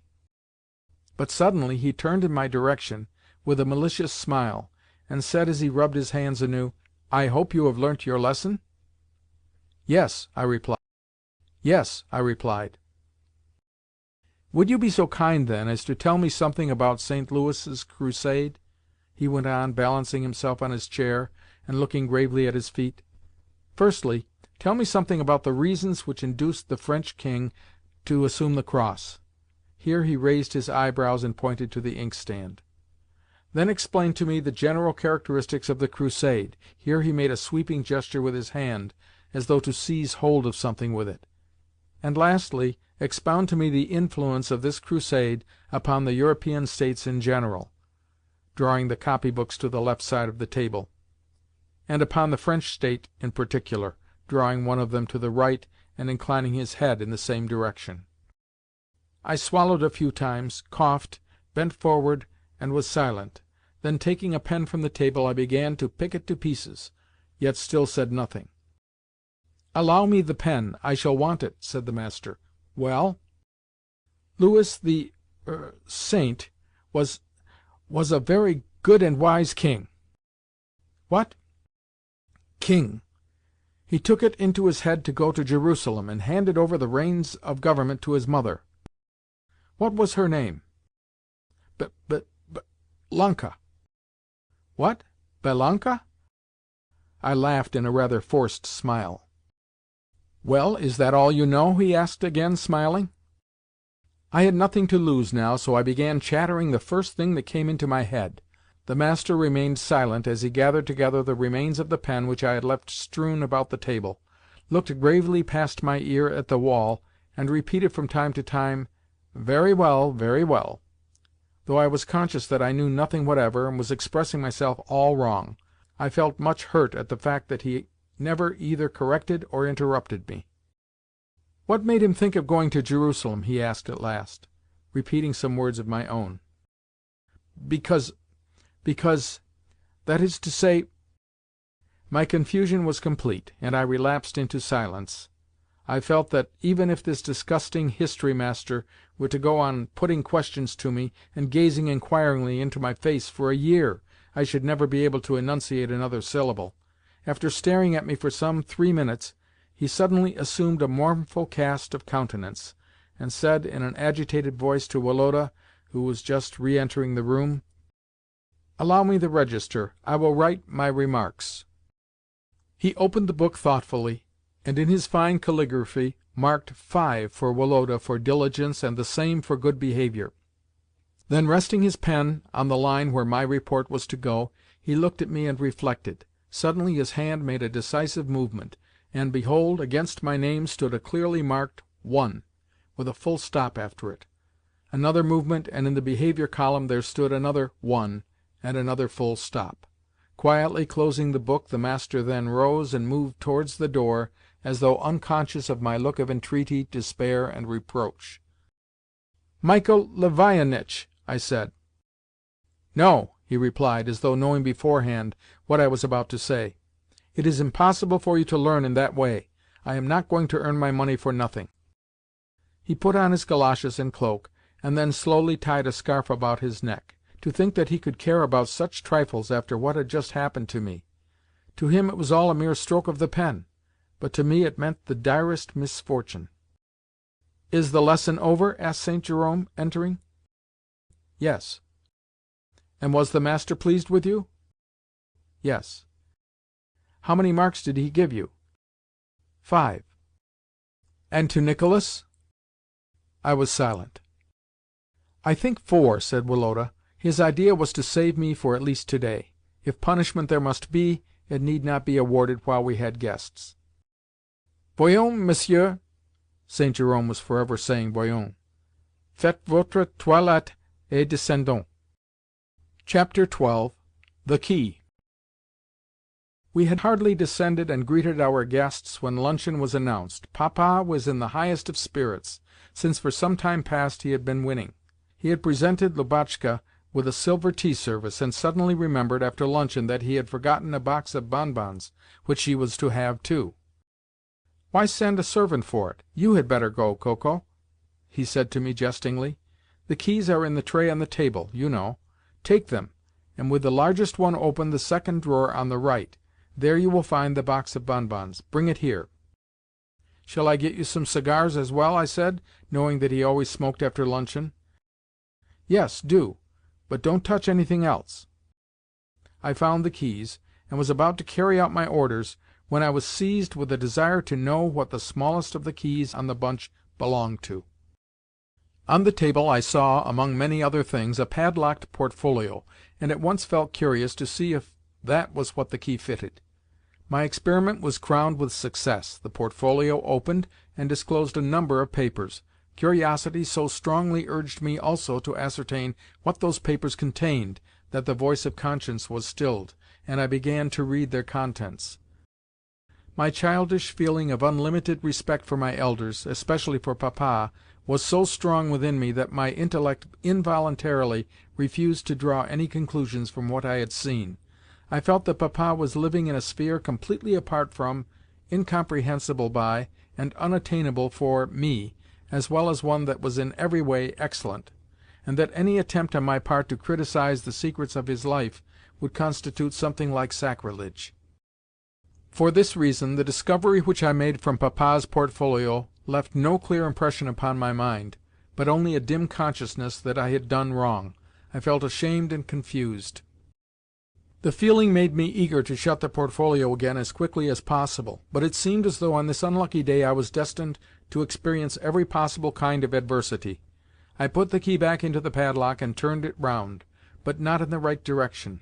Thinking that the portfolio was now locked, I pulled at the key and, oh horror, found my hand come away with only the top half of the key in it. In vain did I try to put the two halves together and to extract the portion that was sticking in the padlock. At last I had to resign myself to the dreadful thought that I had committed a new crime, one which would be discovered to-day as soon as ever Papa returned to his study. First of all, Mimi's accusation on the staircase, and then that one mark, and then this key. Nothing worse could happen now. This very evening I should be assailed successively by Grandmamma, because of Mimi's denunciation, by St. Jerome because of the solitary mark, and by Papa because of the matter of this key. Yes, all in one evening. "What on earth is to become of me? What have I done?" I exclaimed as I paced the soft carpet. "Well," I went on with sudden determination, "what must come, must, that's all." And taking up the bonbons and the cigars, I ran back to the other part of the house. The fatalistic formula with which I had concluded, and which was one that I often heard Nicola utter during my childhood, always produced in me, at the more difficult crises of my life, a momentarily soothing, beneficial effect. Consequently, when I re-entered the drawing-room, I was in a rather excited, unnatural mood, yet one that was perfectly cheerful. Chapter 13. The Traitress. After luncheon we began to play at round games, in which I took a lively part. While indulging in cat and mouse, I happened to cannon rather awkwardly against Kornakoff's governess, who was playing with us, and, stepping on her dress, tore a large hole in it. Seeing that the girls, particularly Sonetchka, were anything but displeased at the spectacle of the governess angrily departing to the maidservant's room to have her dress mended, I resolved to procure them the satisfaction a second time. Accordingly, in pursuance of this amiable resolution, I waited until my victim returned, and then began to gallop madly round her, until a favourable moment occurred for once more planting my heel upon her dress, and reopening the rent. Sonetchka and the young princesses had much ado to restrain their laughter, which excited my conceit the more, but St. Jerome, who had probably divined my tricks, came up to me with the frown which I could never abide in him, and said that since I seemed disposed to mischief, he would have to send me away if I did not moderate my behaviour. However, I was in the desperate position of a person who, having staked more than he has in his pocket, and feeling that he can never make up his account, continues to plunge on unlucky cards, not because he hopes to regain his losses, but because it will not do for him to stop and consider. So I merely laughed in an impudent fashion, and flung away from my monitor. After cat and mouse, another game followed, in which the gentlemen sit on one row of chairs and the ladies on another, and choose each other for partners.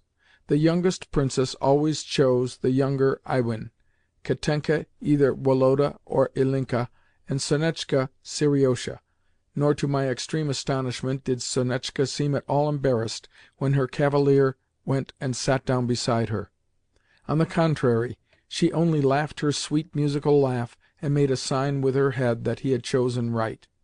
Since nobody chose me, I always had the mortification of finding myself left over, and of hearing them say, "Who has been left out? Oh, Nikolenka! Well, do take him, somebody!" Consequently, whenever it came to my turn to guess who had chosen me, I had to go either to my sister or to one of the ugly elder princesses. Sonetchka seemed so absorbed in Seriosha that in her eyes I clearly existed no longer. I do not quite know why I called her the traitress in my thoughts, since she had never promised to choose me instead of Seriosha, but for all that, I felt convinced that she was treating me in a very abominable fashion. After the game was finished, I actually saw the traitress, from whom I nevertheless could not withdraw my eyes, go with Seriosha and Katenka into a corner, and engage in secret confabulation. Stealing softly round the piano, which masked the conclave, I beheld the following. Katenka was holding up a pocket-handkerchief by two of its corners, so as to form a screen for the heads of her two companions. "No, you have lost! You must pay the forfeit!" cried Seriosha at that moment, and Sonetchka, who was standing in front of him, blushed like a criminal as she replied, "No, I have not lost. Have I, Mademoiselle Catherine?" "Well, I must speak the truth," answered Katenka, "and say that you have lost, my dear." Scarcely had she spoken the words when Seriosha embraced Sonetchka and kissed her right on her rosy lips, and Sonetchka smiled as though it were nothing, but merely something very pleasant. Horrors! The artful traitress! Chapter 14. The Retribution. Instantly I began to feel a strong contempt for the female sex in general and Sonetchka in particular. I began to think that there was nothing at all amusing in these games, that they were only fit for girls, and felt as though I should like to make a great noise, or to do something of such extraordinary boldness that every one would be forced to admire it. The opportunity soon arrived. St. Jerome said something to Mimi, and then left the room. I could hear his footsteps ascending the staircase, and then passing across the schoolroom, and the idea occurred to me that Mimi must have told him her story about my being found on the landing, and thereupon he had gone to look at the register. In those days, it must be remembered, I believed that St. Jerome's whole aim in life was to annoy me. Somewhere I have read that, not infrequently, children of from 12 to 14 years of age, that is to say, children just passing from childhood to adolescence, are addicted to incendiarism, or even to murder. As I look back on my childhood, and particularly upon the mood in which I was on that, for myself, most unlucky day, I can quite understand the possibility of such terrible crimes being committed by children without any real aim in view, without any wish to do wrong, but merely out of curiosity or under the influence of an unconscious necessity for action. There are moments when the human being sees the future in such lurid colours that he shrinks from fixing his mental eye upon it, puts a check upon all his intellectual activity, and tries to feel convinced that the future will never be, and that the past has never been. At such moments, moments when thought does not shrink from manifestations of will, and the carnal instincts alone constitute the springs of life, I can understand that want of experience, which is a particularly predisposing factor in this connection, might very possibly lead a child, without fear or hesitation, but rather with a smile of curiosity on its face, to set fire to the house in which its parents and brothers and sisters, beings whom it tenderly loves, are lying asleep. It would be under the same influence of momentary absence of thought, almost absence of mind, that a peasant boy of 17 might catch sight of the edge of a newly sharpened axe reposing near the bench on which his aged father was lying asleep, face downwards, and suddenly raise the implement in order to observe with unconscious curiosity how the blood would come spurting out upon the floor if he made a wound in the sleeper's neck. It is under the same influence, the same absence of thought, the same instinctive curiosity, that a man finds delight in standing on the brink of an abyss and thinking to himself, "How if I were to throw myself down?" or in holding to his brow a loaded pistol and wondering, "What if I were to pull the trigger?" or in feeling, when he catches sight of some universally respected personage, that he would like to go up to him, pull his nose hard, and say, "How do you do, old boy?" Under the spell, then, of this instinctive agitation and lack of reflection, I was moved to put out my tongue, and to say that I would not move, when St. Jerome came down and told me that I had behaved so badly that day, as well as done my lessons so ill, that I had no right to be where I was and must go upstairs directly. At first, from astonishment and anger, he could not utter a word. "C'est bien!" he exclaimed eventually as he darted towards me. "Several times have I promised to punish you, and you have been saved from it by your Grandmamma, but now I see that nothing but the cane will teach you obedience, and you shall therefore taste it." This was said loud enough for every one to hear. The blood rushed to my heart with such vehemence that I could feel that organ beating violently, could feel the colour rising to my cheeks, and my lips trembling. Probably I looked horrible at that moment, for, avoiding my eye, St. Jerome stepped forward and caught me by the hand. Hardly feeling his touch, I pulled away my hand in blind fury, and with all my childish might struck him. "What are you doing?" said Woloda, who had seen my behaviour, and now approached me in alarm and astonishment. "Let me alone!" I exclaimed, the tears flowing fast. "Not a single one of you loves me or understands how miserable I am. You are all of you odious and disgusting," I added bluntly, turning to the company at large. At this moment St. Jerome, his face pale but determined, approached me again, and with a movement too quick to admit of any defence, seized my hands as with a pair of tongs, and dragged me away. My head swam with excitement, and I can only remember that so long as I had strength to do it I fought with head and legs, that my nose several times collided with a pair of knees, that my teeth tore some one's coat, that all around me I could hear the shuffling of feet, and that I could smell dust and the scent of violets with which St. Jerome used to perfume himself. 5 minutes later the door of the store-room closed behind me. "Basil," said a triumphant but detestable voice. "Bring me the cane." Chapter 15. Dreams. Could I at that moment have supposed that I should ever live to survive the misfortunes of that day, or that there would ever come a time when I should be able to look back upon those misfortunes composedly? As I sat there thinking over what I had done, I could not imagine what the matter had been with me. I only felt with despair that I was for ever lost. At first the most profound stillness reigned around me. At least, so it appeared to me as compared with the violent internal emotion which I had been experiencing. But by and by I began to distinguish various sounds. Basil brought something downstairs which he laid upon a chest outside. It sounded like a broomstick. Below me I could hear St. Jerome's grumbling voice. Probably he was speaking of me. And then children's voices and laughter and footsteps, until in a few moments everything seemed to have regained its normal course in the house, as though nobody knew or cared to know that here I was sitting alone in the dark store-room. I did not cry, but something lay heavy, like a stone, upon my heart. Ideas and pictures passed with extraordinary rapidity before my troubled imagination. Yet through their fantastic sequence broke continually the remembrance of the misfortune which had befallen me as I once again plunged into an interminable labyrinth of conjectures as to the punishment, the fate, and the despair that were awaiting me. The thought occurred to me that there must be some reason for the general dislike, even contempt, which I fancied to be felt for me by others. I was firmly convinced that every one, from Grandmamma down to the coachman Philip, despised me, and found pleasure in my sufferings. Next, an idea struck me that perhaps I was not the son of my father and mother at all, nor Woloda's brother, but only some unfortunate orphan who had been adopted by them out of compassion. And this absurd notion not only afforded me a certain melancholy consolation, but seemed to me quite probable. I found it comforting to think that I was unhappy, not through my own fault, but because I was fated to be so from my birth, and conceived that my destiny was very much like poor Karl Ivanitch's. Why conceal the secret any longer now that I have discovered it? I reflected. Tomorrow I will go to Papa and say to him, "It is in vain for you to try and conceal from me the mystery of my birth. I know it already."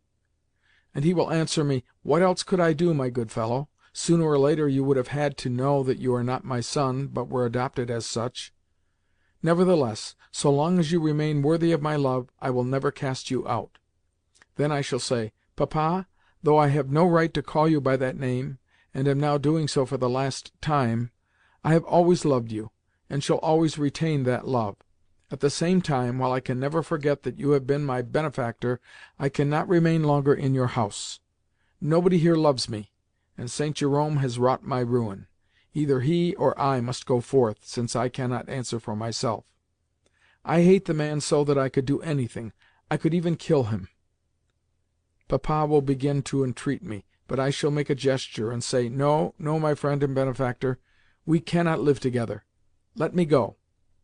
And for the last time I shall embrace him and say in French, 'Oh, mon père, oh, mon benfaiteur, donne-moi pour la dernière fois ta bénédiction, et que la volonté de Dieu soit faite.'"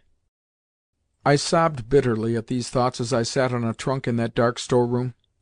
Then, suddenly recollecting the shameful punishment which was awaiting me, I would find myself back again in actuality, and the dreams had fled. Soon again I began to fancy myself far away from the house and alone in the world. I enter a hussar regiment, and go to war. Surrounded by the foe on every side, I wave my sword, and kill one of them and wound another, then a third, then a fourth. At last, exhausted with loss of blood and fatigue, I fall to the ground and cry, "Victory!" The General comes to look for me, asking, "Where is our saviour?" Whereupon I am pointed out to him. He embraces me, and in his turn exclaimed with tears of joy, "Victory!" I recover, and with my arm in a black sling go to walk on the boulevards. I am a general now. I meet the Emperor, who asks, "Who is this young man who has been wounded?" He is told that it is the famous hero Nicholas. Whereupon he approaches me and says, My thanks to you. Whatsoever you may ask for, I will grant it." To this I bow respectfully, and, leaning on my sword, reply, "I am happy, most august Emperor, that I have been able to shed my blood for my country. I would gladly have died for it. Yet, since you are so generous as to grant any wish of mine, I venture to ask of you permission to annihilate my enemy, the foreigner St. Jerome." And then I step fiercely before St. Jerome and say, "You were the cause of all my fortunes. Down now on your knees." Unfortunately, this recalled to my mind the fact that at any moment the real St. Jerome might be entering with the cane, so that once more I saw myself not a general and the saviour of my country, but an unhappy, pitiful creature. Then the idea of God occurred to me, and I asked Him boldly why He had punished me thus, seeing that I had never forgotten to say my prayers, either morning or evening. Indeed, I can positively declare that it was during that hour in the store-room that I took the first step towards the religious doubt which afterwards assailed me during my youth. Not that mere misfortune could arouse me to infidelity and murmuring, but that, at moments of utter contrition and solitude, the idea of the injustice of Providence took root in me as readily as bad seed takes root in land well soaked with rain. Also, I imagined that I was going to die there and then, and drew vivid pictures of St. Jerome's astonishment when he entered the store-room and found a corpse there instead of myself. Likewise, recollecting what Natalia Savishna had told me of the 40 days during which the souls of the departed must hover around their earthly home, I imagined myself flying through the rooms of Grandmamma's house, and seeing Lubotshka's bitter tears, and hearing Grandmamma's lamentations, and listening to Papa and St. Jerome talking together. "He was a fine boy," Papa would say with tears in his eyes. "Yes," St. Jerome would reply, "but a sad scapegrace and good for nothing." "But you should respect the dead," would expostulate Papa. "You were the cause of his death. You frightened him until he could no longer bear the thought of humiliation which you were about to inflict upon him. Away from me, criminal!" Upon that St. Jerome would fall upon his knees and implore forgiveness, and when the 40 days were ended my soul would fly to heaven and see there something wonderfully beautiful, white and transparent, and know that it was Mamma. And that something would embrace me and caress me. Yet all at once I should feel troubled and not know her. "If it be you," I should say to her, "show yourself more distinctly, so that I may embrace you in return." And her voice would answer me, "Do you not feel happy thus?"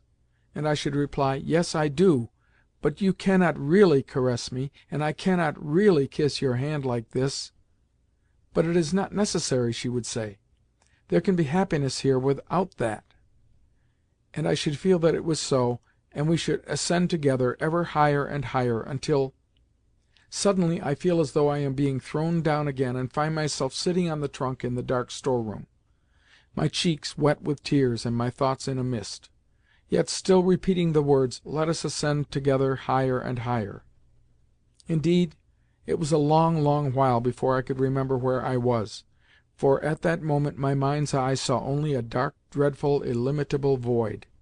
I tried to renew the happy, consoling dream which had been thus interrupted by the return to reality, but to my surprise I found that, as soon as ever I attempted to re-enter former dreams, their continuation became impossible, while, which astonished me even more, they no longer gave me pleasure.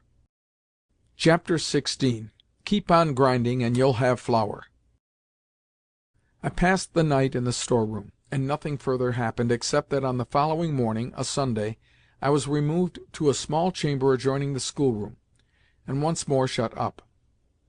I began to hope that my punishment was going to be limited to confinement, and found my thoughts growing calmer under the influence of a sound, soft sleep, the clear sunlight playing upon the frost crystals of the window-panes, and the familiar noises in the street. Nevertheless, solitude gradually became intolerable. I wanted to move about, and to communicate to some one all that was lying upon my heart, but not a living creature was near me. The position was the more unpleasant, because willy-nilly I could hear St. Jerome walking about in his room and softly whistling some hackneyed tune. Somehow, I felt convinced that he was whistling not because he wanted to, but because he knew it annoyed me. At 2 o'clock he and Woloda departed downstairs, and Nicola brought me up some luncheon. When I told him what I had done, and what was awaiting me, he said, "Pshaw, sir, don't be alarmed. Keep on grinding, and you'll have flour." Although this expression, which also in later days has more than once helped me to preserve my firmness of mind, brought me a little comfort, the fact that I received, not bread and water only, but a whole luncheon, and even dessert, gave me much to think about. If they had sent me no dessert, it would have meant that my punishment was to be limited to confinement, whereas it was now evident that I was looked upon as not yet punished, that I was only being kept away from the others, as an evildoer, until the due time of punishment. While I was still debating the question, the key of my prison turned, and St. Jerome entered with a severe official air. "Come down and see your Grandmamma," he said, without looking at me. I should have liked first to have brushed my jacket, since it was covered with dust, but St. Jerome said that was quite unnecessary, since I was in such a deplorable moral condition that my exterior was not worth considering. As he led me through the salon, Katenka, Lubotshka, and Woloda looked at me with much the same expression as we were wont to look at the convicts who on certain days file past my grandmother's house. Likewise, when I approached Grandmamma's armchair to kiss her hand, she withdrew it, and thrust it under her mantilla.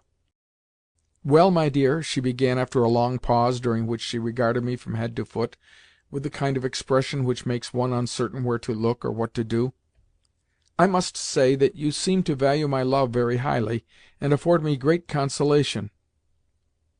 Then she went on, with an emphasis on each word. "Monsieur St. Jerome, who at my request undertook your education, says that he can no longer remain in the house. And why? Simply because of you." Another pause ensued. Presently she continued in a tone which clearly showed that her speech had been prepared beforehand. "I had hoped that you would be grateful for all his care, and for all the trouble that he has taken with you, that you would have appreciated his services. But you baby, you silly boy, you actually dare to raise your hand against him? Very well, very good. I am beginning to think that you cannot understand kind treatment, but require to be treated in a very different and humiliating fashion. Go now directly and beg his pardon," she added, in a stern and peremptory tone, as she pointed to St. Jerome. "Do you hear me?" I followed the direction of her finger with my eye, but on that member alighting upon St. Jerome's coat, I turned my head away, and felt once more my heart beating violently as I remained where I was. "What? Did you not hear me when I told you what to do?" I was trembling all over, but I would not stir. "Koko," went on my grandmother, probably divining my inward sufferings, "Koko," she repeated in a voice tender rather than harsh, "is this you?" "Grandmamma, I cannot beg his pardon for—" and I stopped suddenly, for I felt the next word refuse to come for the tears that were choking me. "But I ordered you, I begged of you to do so. What is the matter with you?" I will not! I cannot!" I gasped, and the tears, long pent up and accumulated in my breast, burst forth like a stream which breaks its dikes and goes flowing madly over the country. "C'est ainsi que vous obéissez à votre seconde mère. C'est ainsi que vous reconnaissez ses bontés," remarked St. Jerome quietly. "À genoux." "Good God! If she had seen this!" exclaimed Grandmamma, turning from me and wiping away her tears. "If she had seen this! It may be all for the best, yet she could never have survived such grief. Never!" And Grandmamma wept more and more. I too wept, but it never occurred to me to ask for pardon. "Tranquillisez-vous, au nom du ciel, Madame la Comtesse," said St. Jerome. But Grandmamma heard him not. She covered her face with her hands, and her sobs soon passed to hiccups and hysteria. Mimi and Gasha came running in with frightened faces. Salts and spirits were applied, and the whole house was soon in a ferment. "You may feel pleased at your work," said St. Jerome to me as he led me from the room. Good God, what have I done? I thought to myself. What a terribly bad boy I am! As soon as St. Jerome, bidding me go into his room, had returned to Grandmamma, I, all unconscious of what I was doing, ran down the grand staircase leading to the front door. Whether I intended to drown myself, or whether merely to run away from home, I do not remember. I only know that I went blindly on, my face covered with my hands that I might see nothing. "Where are you going to?" asked a well-known voice. "I want you, my boy." I would have passed on, but Papa caught hold of me and said sternly, "Come here, you impudent rascal! How could you dare to do such a thing as to touch the portfolio in my study?" he went on as he dragged me into his room. "Oh, you are silent, eh?" and he pulled my ear. "Yes, I was naughty," I said. "I don't know myself what came over me then." "So you don't know what came over you? You don't know? You don't know?" he repeated as he pulled my ear harder and harder. "Will you go and put your nose where you ought not to again? Will you? Will you?" Although my ear was in great pain, I did not cry, but, on the contrary, felt a sort of morally pleasing sensation. No sooner did he let go of my ear than I seized his hand and covered it with tears and kisses. "Please whip me," I cried, sobbing. "Please hurt me the more and more, for I am a wretched, bad, miserable boy." "Why, what on earth is the matter with you?" he said, giving me a slight push from him. "No, I will not go away," I continued, seizing his coat. "Every one else hates me, I know that, but do you listen to me and protect me, or else send me away altogether. I cannot live with him. He tries to humiliate me. He tells me to kneel before him, and wants to strike me. I can't stand it. I'm not a baby. I can't stand it. I shall die. I shall kill myself. He told Grandmamma that I was naughty, and now she is ill. She will die through me. It is all his fault. Please let me— Why should he torment me?" The tears choked my further speech. I sat down on the sofa, and, with my head buried on Papa's knees, sobbed until I thought I should die of grief. "Come, come! Why are you such a water-pump?" said Papa compassionately, as he stooped over me. "He is such a bully! He is murdering me! I shall die! Nobody loves me at all!" I gasped almost inaudibly, and went into convulsions. Papa lifted me up, and carried me to my bedroom, where I fell asleep. When I awoke it was late. Only a solitary candle burned in the room, while beside the bed there were seated Mimi, Lubotshka, and our doctor. In their faces I could discern anxiety for my health, so, although I felt so well after my 12 hours' sleep that I could have got up directly, I thought it best to let them continue thinking that I was unwell. Chapter 17. Hatred. Yes, it was the real feeling of hatred that was mine now. Not the hatred of which one reads in novels, and in the existence of which I do not believe, the hatred which finds satisfaction in doing harm to a fellow creature, but the hatred which consists of an unconquerable aversion to a person who may be wholly deserving of your esteem, yet whose very hair, neck, walk, voice, limbs, movements, and everything else are disgusting to you, while all the while an incomprehensible force attracts you towards him, and compels you to follow his slightest acts with anxious attention. This was the feeling which I cherished for St. Jerome, who had lived with us now for a year and a half.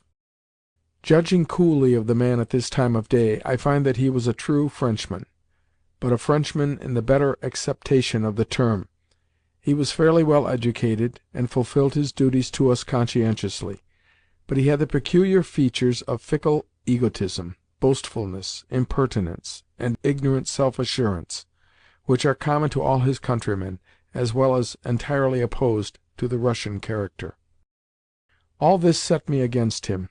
Grandmamma had signified to him her dislike for corporal punishment, and therefore he dared not beat us, but he frequently threatened us, particularly myself, with the cane, and would utter the word fouetter as though it were fouatter, in an expressive and detestable way which always gave me the idea that to whip me would afford him the greatest possible satisfaction.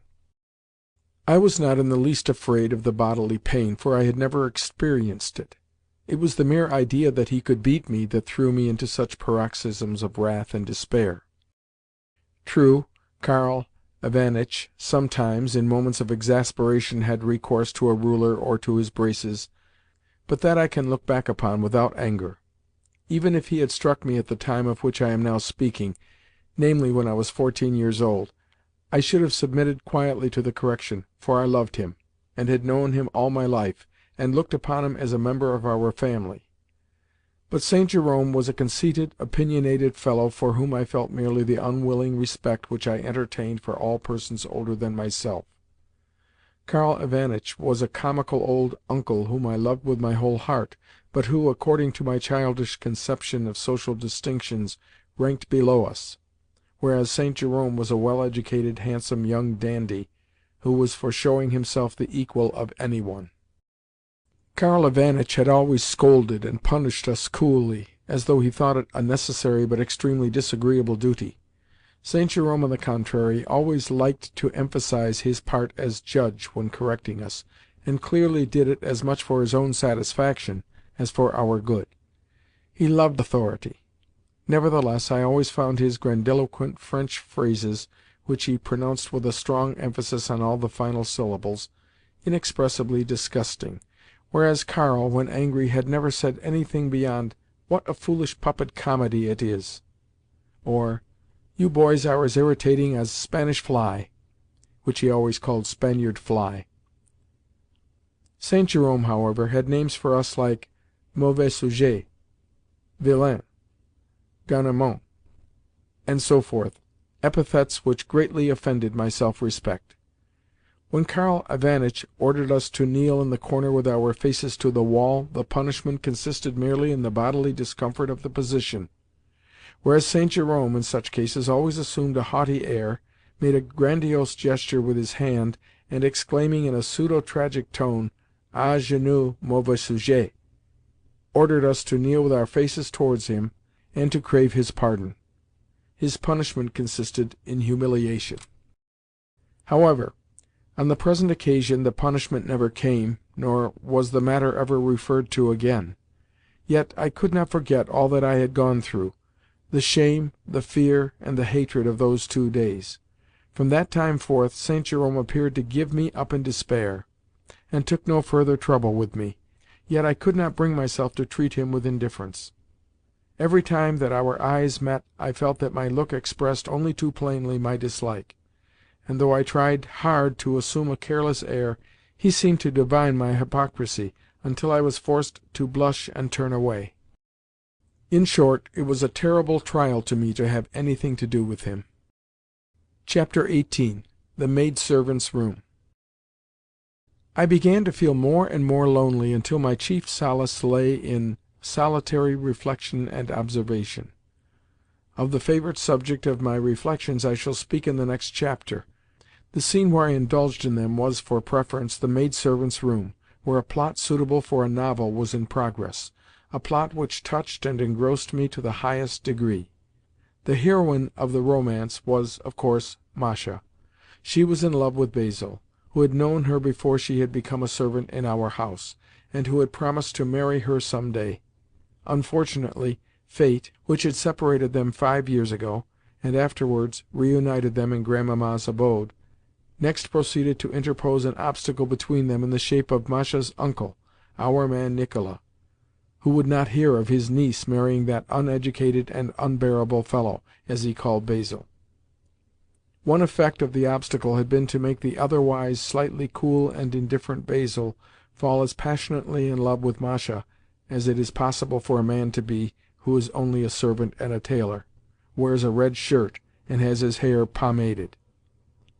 Although his methods of expressing his affection were odd, for instance, whenever he met Masha he always endeavoured to inflict upon her some bodily pain, either by pinching her, giving her a slap with his open hand, or squeezing her so hard that she could scarcely breathe. That affection was sincere enough, and he proved it by the fact that from the moment when Nicola refused him his niece's hand, his grief led him to drinking, and to frequenting taverns, until he proved so unruly that more than once he had to be sent to undergo a humiliating chastisement at the police station. Nevertheless, these faults of his and their consequences only served to elevate him in Masha's eyes, and to increase her love for him. Whenever he was in the hands of the police, she would sit crying the whole day and complain to Gasha of her hard fate. Gasha played an active part in the affairs of these unfortunate lovers. Then, regardless of her uncle's anger and blows, she would stealthily make her way to the police station, there to visit and console her swain. Excuse me, reader, for introducing you to such company.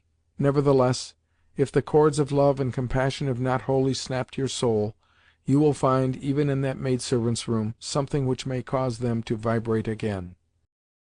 So, whether you please to follow me or not, I will return to the alcove on the staircase whence I was able to observe all that passed in that room. From my post I could see the stove couch with upon it an iron, an old capstand with its peg bent crooked, a wash-tub, and a basin. There, too, was the window with, in fine disorder before it, a piece of black wax, some fragments of silk, a half-eaten cucumber, a box of sweets, and so on. There, too, was the large table at which she used to sit in the pink cotton dress which I admired so much, and the blue handkerchief which always caught my attention so. She would be sewing, though interrupting her work at intervals to scratch her head a little, to bite the end of her thread, or to snuff the candle, and I would think to myself, why was she not born a lady, she with her blue eyes, beautiful fair hair, and magnificent bust? How splendid she would look if she were sitting in a drawing-room, and dressed in a cap with pink ribbons and a silk gown, not one like Mimi's, but one like the gown which I saw the other day at the Tverski Boulevard. Yes, she would work at the embroidery frame, and I would sit and look at her in the mirror, and be ready to do whatsoever she wanted, to help her on with her mantle, or to hand her food. As for Basil's drunken face and horrid figure in the scanty coat, with the red shirt showing beneath it, well, in his every gesture, in his every movement of his back, I seemed always to see signs of the humiliating chastisements which he had undergone. "Ah, Basil! Again?" cried Masha on one occasion as she stuck her needle into the pin-cushion, but without looking up at the person who was entering. "What is the good of a man like him?" was Basil's first remark. "Yes, if only he would say something decisive, but I am powerless in the matter. I am at odds and ends, and through his fault too." "Will you have some tea?" put in Madesha, another servant. "No, thank you. But why does he hate me so, that old thief of an uncle of yours? Why? Is it because of the clothes I wear, or of my height, or of my walk, or what? Well, damn and confound him!" finished Basil, snapping his fingers. "We must be patient," said Masha, threading her needle. "You are so—" "It is my nerves that won't stand it, that's all." At this moment the door of Grandmamma's room banged, and Gasha's angry voice could be heard as she came up the stairs. "There!" she muttered with a gesture of her hands. "Try to please people when even they themselves do not know what they want, and it is a cursed life, sheer hard labour, and nothing else. If only a certain thing would happen, though God forgive me for thinking it." "Good evening, Agatha Michaelovna," said Basil, rising to greet her. "You here?" she answered brusquely as she stared at him. "That is not very much to your credit. What do you come here for? Is the maid's room a proper place for men?" "I wanted to see how you were," said Basil soothingly. "I shall soon be breathing my last, that's how I am!" cried Gasha, still greatly incensed. Basil laughed. "Oh, there's nothing to laugh at when I say that I shall soon be dead. But that's how it will be, all the same. Just look at the drunkard! Marry her, would he? The fool! Come, get out of here!" And with a stamp of her foot on the floor, Gasha retreated to her own room, and banged the door behind her until the window rattled again. For a while she could be heard scolding at everything, flinging dresses and other things about, and pulling the ears of her favourite cat. Then the door opened again, and Puss, mewing pitifully, was flung forth by the tail. "I had better come another time for tea," said Basil in a whisper, "at some better time for our meeting." "No, no," put in Madesha. "I'll go and fetch the urn at once." "I mean to put an end to things soon," went on Basil, seating himself beside Masha as soon as ever Madesha had left the room. "I had much better go straight to the Countess, and say so and so, or I will throw up my situation and go off into the world. Oh dear, oh dear!" "And am I to remain here?" "Ah, there's the difficulty. That's what I feel so badly about. You have been my sweetheart so long, you see. Ah, dear me!" "Why don't you bring me your shirts to wash, Basil?" asked Masha, after a pause, during which she had been inspecting his wristbands. At this moment Grandmamma's bell rang, and Gasha issued from her room again. "What do you want with her, you impudent fellow?" she cried as she pushed Basil, who had risen at her entrance, before her towards the door. "First you lead a girl on, and then you want to lead her further still. I suppose it amuses you to see her tears. There's the door now. Off you go. We want your room, not your company. And what good can you see in him?" she went on, turning to Masha. "Has not your uncle been walking into you to-day already? No, she must stick to her promise, forsooth. I will have no one but Basil. Fool that you are!" "Yes, I will have no one but him. I'll never love any one else. I could kill myself for him!" poor Masha burst out, the tears suddenly gushing forth. For a while I stood watching her as she wiped away those tears. Then I fell to contemplating Basil attentively, in the hope of finding out what there was in him that she found so attractive. Yet, though I sympathized with her sincerely in her grief, I could not for the life of me understand how such a charming creature, as I considered her to be, could love a man like him. "When I become a man," I thought to myself as I returned to my room, "Petrovskoe shall be mine, and Basil and Masha my servants. Some day, when I am sitting in my study and smoking a pipe, Masha will chance to pass the door on her way to the kitchen with an iron, and I shall say, 'Masha, come here,' and she will enter, and there will be no one else in the room. Then suddenly Basil, too, will enter, and on seeing her will cry, 'My sweetheart is lost to me!' and Masha will begin to weep. Then I shall say, 'Basil, I know that you love her, and that she loves you. Here are 1,000 roubles for you. Marry her, and may God grant you both happiness.' Then I shall leave them together." Among the countless thoughts and fancies which pass, without logic or sequence, through the mind and the imagination, there are always some which leave behind them a mark so profound that, without remembering their exact subject, we can at least recall that something good has passed through our brain, and try to retain and reproduce its effect. Such was the mark left upon my consciousness by the idea of sacrificing my feelings to Masha's happiness, seeing that she believed that she could attain it only through a union with Basil. Chapter 19. Boyhood.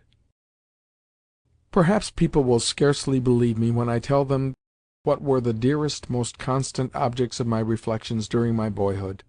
So little did those objects consort with my age and position.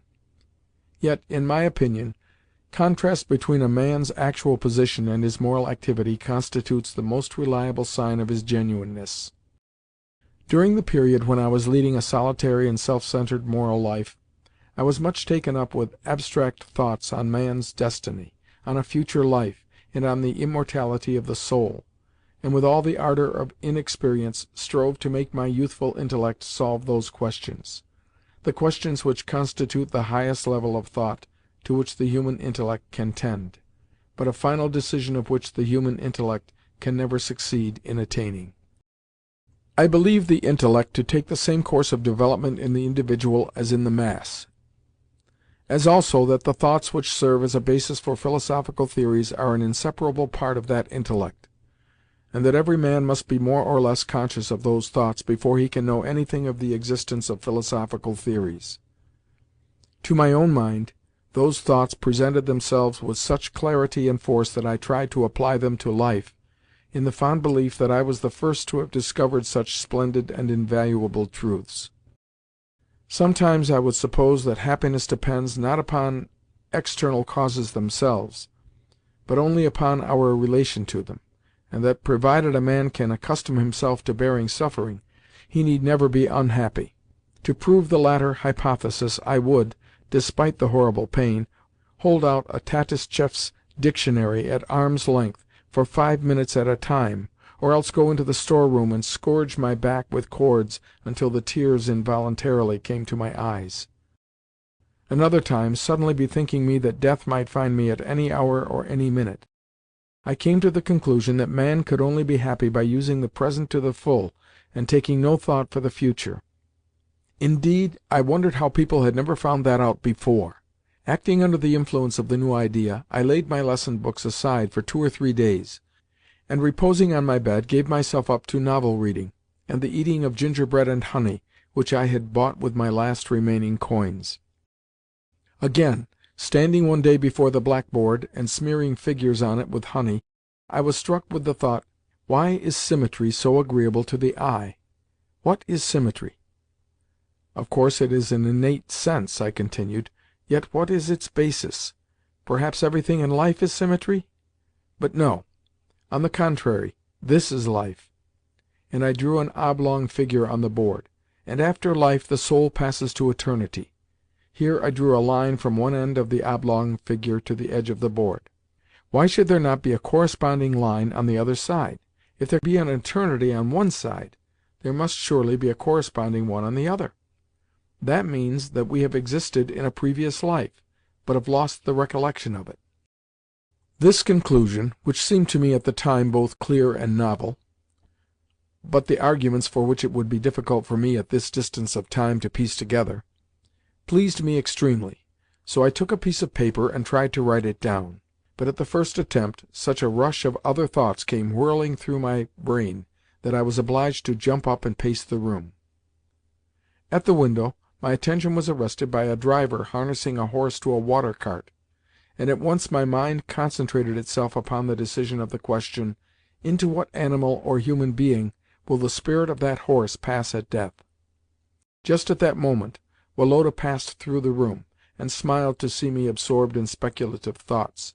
His smile at once made me feel that all that I had been thinking about was utter nonsense. I have related all this as I recollect it, in order to show the reader the nature of my cogitations.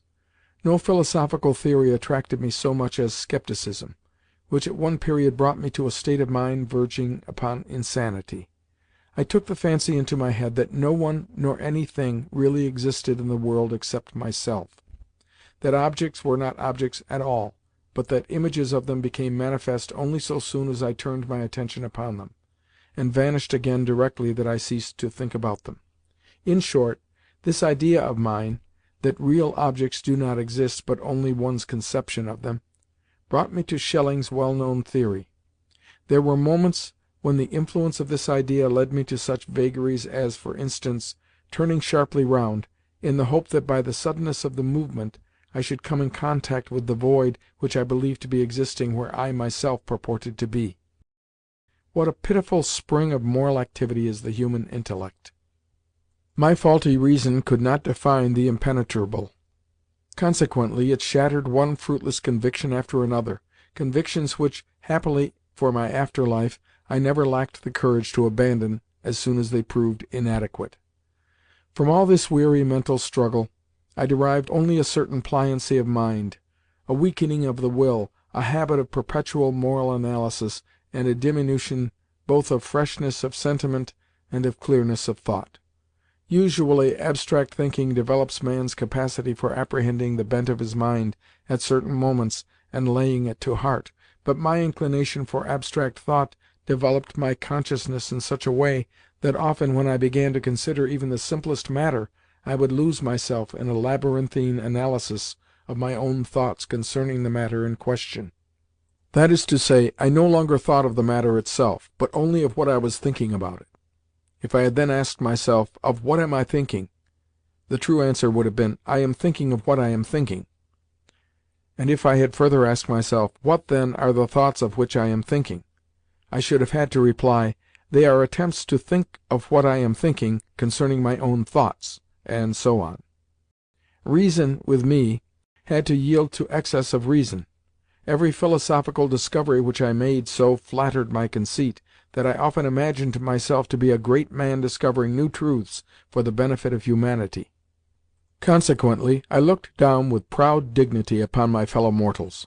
Yet, strange to state, no sooner did I come in contact with those fellow-mortals than I became filled with a stupid shyness of them, and the higher I happened to be standing in my own opinion, the less did I feel capable of making others perceive my consciousness of my own dignity, since I could not rid myself of a sense of diffidence concerning even the simplest of my words and acts. Chapter 20. Woloda. The further I advance in the recital of this period of my life, the more difficult and onerous does the task become. Too rarely do I find among the reminiscences of that time any moments full of the ardent feeling of sincerity which so often and so cheeringly illumined my childhood. Gladly would I pass in haste over my lonely boyhood, the sooner to arrive at the happy time when once again a tender, sincere, and noble friendship marked with a gleam of light at once the termination of that period and the beginning of a phase of my youth which was full of the charm of poetry. Therefore, I will not pursue my recollections from hour to hour, but only throw a cursory glance at the most prominent of them, from the time to which I have now carried my tale to the moment of my first contact with the exceptional personality that was fated to exercise such a decisive influence upon my character and ideas. Woloda was about to enter the University. Tutors came to give him lessons independently of myself, and I listened with envy and involuntary respect as he drew boldly on the blackboard with white chalk and talked about functions, sines, and so forth, all of which seemed to me terms pertaining to unattainable wisdom. At length, one Sunday before luncheon, all the tutors, and among them 2 professors, assembled in Grandmamma's room, and in the presence of Papa and some friends, put Woloda through a rehearsal of his University examination, in which, to Grandmamma's delight, he gave evidence of no ordinary amount of knowledge. Questions on different subjects were also put to me, but on all of them I showed complete ignorance, while the fact that the professors manifestly endeavoured to conceal that ignorance from Grandmamma only confused me the more. Yet, after all, I was only 15, and so had a year before me in which to prepare for the examinations. Woloda now came downstairs for luncheon only, and spent whole days and evenings over his studies in his own room, to which he kept, not from necessity, but because he preferred its seclusion. He was very ambitious, and meant to pass the examinations not by halves, but with flying colours. The first day arrived. Woloda was wearing a new blue frock-coat with brass buttons, a gold watch, and shiny boots. At the door stood Papa's phaeton, which Nicola duly opened, and presently, when Woloda and St. Jerome set out for the University, the girls, particularly Katenka, would be seen gazing with beaming faces from the window at Woloda's pleasing figure as it sat in the carriage. Papa said several times, "God go with him," and Grandmamma, who also had dragged herself to the window, continued to make the sign of the cross as long as the phaeton was visible, as well as to murmur something to herself. When Woloda returned, every one eagerly crowded round him. "How many marks? Were they good ones?" "Yes." But his happy face was an answer in itself. He had received 5 marks, the maximum. The next day he sped on his way with the same good wishes and the same anxiety for his success, and was welcomed home with the same eagerness and joy. This lasted for 9 days. On the 10th day there was to be the last and most difficult examination of all, the one in divinity. We all stood at the window, and watched for him with greater impatience than ever. 2 o'clock, and yet no Woloda. "Here they come, Papa! Here they come!" suddenly screamed Lubotshka as she peered through the window. Sure enough, the phaeton was driving up with St. Jerome and Woloda, the latter no longer in his grey cap and blue frock-coat, but in the uniform of a student of the University, with its embroidered blue collar, 3-cornered hat, and gilded sword. "Ah, if only she had been alive now!" exclaimed Grandmamma on seeing Woloda in this dress, and swooned away. Woloda enters the anteroom with a beaming face, and embraces myself, Lubotshka, Mimi, and Katenka, the latter blushing to her ears. He hardly knows himself for joy. And how smart he looks in that uniform! How well the blue collar suits his budding, dark moustache! What a tall, elegant figure is his, and what a distinguished walk! On that memorable day we all lunched together in Grandmamma's room. Every face expressed delight, and with the dessert which followed the meal the servants, with grave but gratified faces, brought in bottles of champagne. Grandmamma, for the first time since Mamma's death, drank a full glass of the wine to Woloda's health, and wept for joy as she looked at him. Henceforth, Woloda drove his own turnout, invited his own friends, smoked, and went to balls.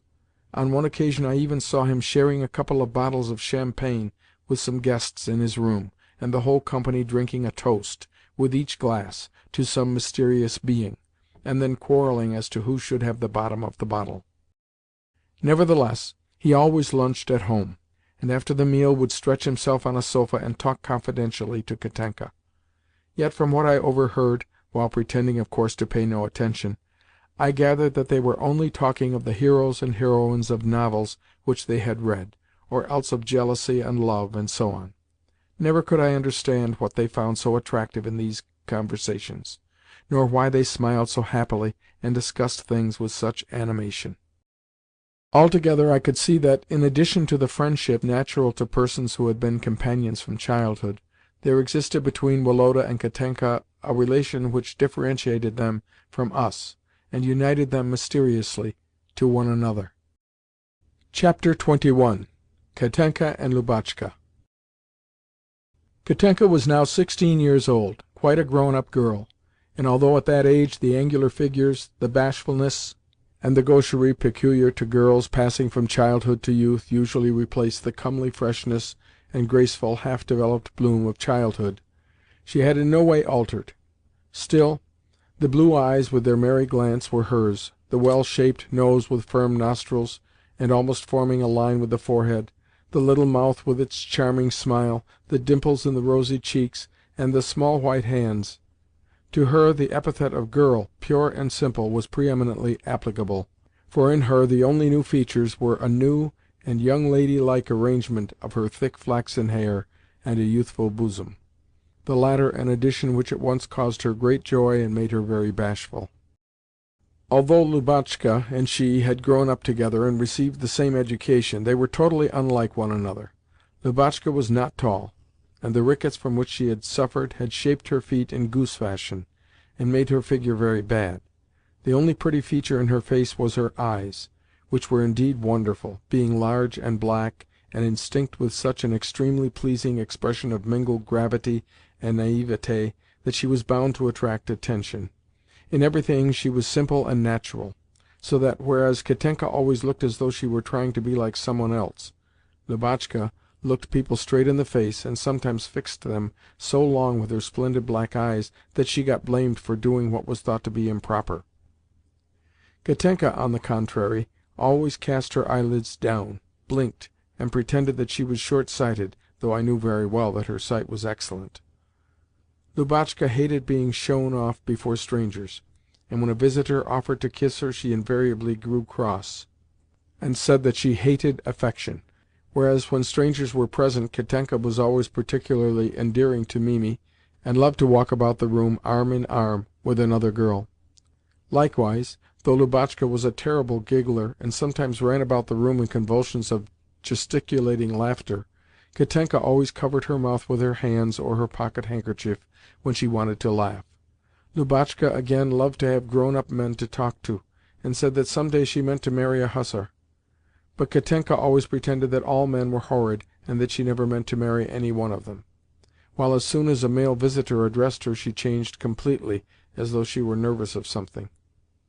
Likewise, Lubotshka was continually at loggerheads with Mimi, because the latter wanted her to have her stays so tight that she could not breathe or eat or drink in comfort, while Katenka, on the contrary, would often insert her finger into her waistband to show how loose it was, and always ate very little. Lubotshka liked to draw heads, Katenka only flowers and butterflies. The former could play Field's concertos and Beethoven's sonatas excellently, whereas the latter indulged in variations and waltzes, retarded the time, and used the pedals continuously, not to mention the fact that before she began she invariably struck 3 chords in arpeggio. Nevertheless, in those days I thought Katenka much the grander person of the two, and liked her the best. Chapter 22. Papa. Papa had been in a particularly good humour ever since Woloda had passed into the University, and came much oftener to dine with Grandmamma. However, I knew from Nicola that he had won a great deal lately. Occasionally he would come and sit with us in the evening before going to the club. He used to sit down to the piano and bid us group ourselves around him, after which he would beat time with his thin boots (he detested heels, and never wore them), and make us sing gipsy songs. At such times you should have seen the quaint enthusiasm of his beloved Lubotshka, who adored him. Sometimes, again, he would come to the schoolroom and listen with a grave face as I said my lessons. Yet by the few words which he would let drop when correcting me, I could see that he knew even less about the subject than I did. Not infrequently, too, he would wink at us and make secret signs when Grandmamma was beginning to scold us and find fault with us all round. "So much for us children," he would say. On the whole, however, the impossible pinnacle upon which my childish imagination had placed him had undergone a certain abasement. I still kissed his large white hand with a certain feeling of love and respect, but I also allowed myself to think about him and to criticise his behaviour until involuntarily thoughts occurred to me which alarmed me by their presence. Never shall I forget one incident in particular which awakened thoughts of this kind, and caused me intense astonishment. Late one evening he entered the drawing-room in his black dress-coat and white waistcoat, to take Woloda, who was still dressing in his bedroom, to a ball. Grandmamma was also in her bedroom, but had given orders that, before setting out, Woloda was to come and say good-bye to her. It was her invariable custom to inspect him before he went to a ball, and to bless him and direct him as to his behaviour. The room where we were was lighted by a solitary lamp. Mimi and Katenka were walking up and down, and Lubotshka was playing Field's Second Concerto, Mamma's favourite piece, at the piano. Never was there such a family likeness as between Mamma and my sister. Not so much in the face or the stature as in the hands, the walk, the voice, the favourite expressions, and, above all, the way of playing the piano and the whole demeanour at the instrument. Lubotshka always arranged her dress when sitting down just as Mamma had done, as well as turned the leaves like her, tapped her fingers angrily, and said "Dear me" whenever a difficult passage did not go smoothly, and, in particular, played with the delicacy and exquisite purity of touch which in those days caused the execution of Field's music to be known characteristically as "jeu perds," and to lie beyond comparison with the humbug of our modern virtuosi. Papa entered the room with short, soft steps, and approached Lubotshka. On seeing him, she stopped playing. "No, go on, Luba, go on," he said, as he forced her to sit down again. She went on playing, while Papa, his head on his hand, sat near her for a while. Then suddenly he gave his shoulders a shrug, and, rising, began to pace the room. Every time that he approached the piano, he halted for a moment and looked fixedly at Lubotshka. By his walk and his every movement I could see that he was greatly agitated. Once, when he stopped behind Lubotshka, he kissed her black hair, and then, wheeling quickly round, resumed his pacing. The piece finished, Lubotshka went up to him and said, "Was it well played?" Whereupon, without answering, he took her head in his two hands, and kissed her forehead and eyes with such tenderness as I had never before seen him display. "Why, you are crying!" cried Lubotshka suddenly as she ceased to toy with his watch-chain, and stared at him with her great black eyes. "Pardon me, darling Papa. I had quite forgotten that it was dear Mamma's piece which I was playing." "No, no, my love. Play it often," he said, in a voice trembling with emotion. "Ah, if only you knew how much good it does me to share your tears!" He kissed her again, and then, mastering his feelings and shrugging his shoulders, went to the door leading to the corridor which ran past Woloda's room. "Waldemar, shall you be ready soon?" he cried, halting in the middle of the passage. Just then Masha came along. "Why, you look prettier every day," he said to her. She blushed and passed on. "Waldemar, shall you be ready soon?" he cried again, with a cough and a shake of his shoulders, just as Masha slipped away and he first caught sight of me. I love Papa, but the intellect is independent of the heart, and often gives birth to thoughts which offend and are harsh and incomprehensible to the feelings. And it was thoughts of this kind that, for all I strove to put them away, arose at that moment in my mind. Chapter 23. Grandmamma. Grandmamma was growing weaker every day. Her bell, Gasha's grumbling voice, and the slamming of doors in her room were sounds of constant occurrence, and she no longer received us sitting in the Voltairian armchair in her boudoir, but lying on the bed in her bedroom, supported on lace-trimmed cushions. One day, when she greeted us, I noticed a yellowish-white swelling on her hand, and smelt the same oppressive odour which I had smelt 5 years ago in Mamma's room. The doctor came 3 times a day, and there had been more than one consultation. Yet the character of her haughty, ceremonious bearing towards all who lived with her, and particularly towards Papa, never changed in the least. She went on emphasizing certain words, raising her eyebrows, and saying "my dear," just as she had always done.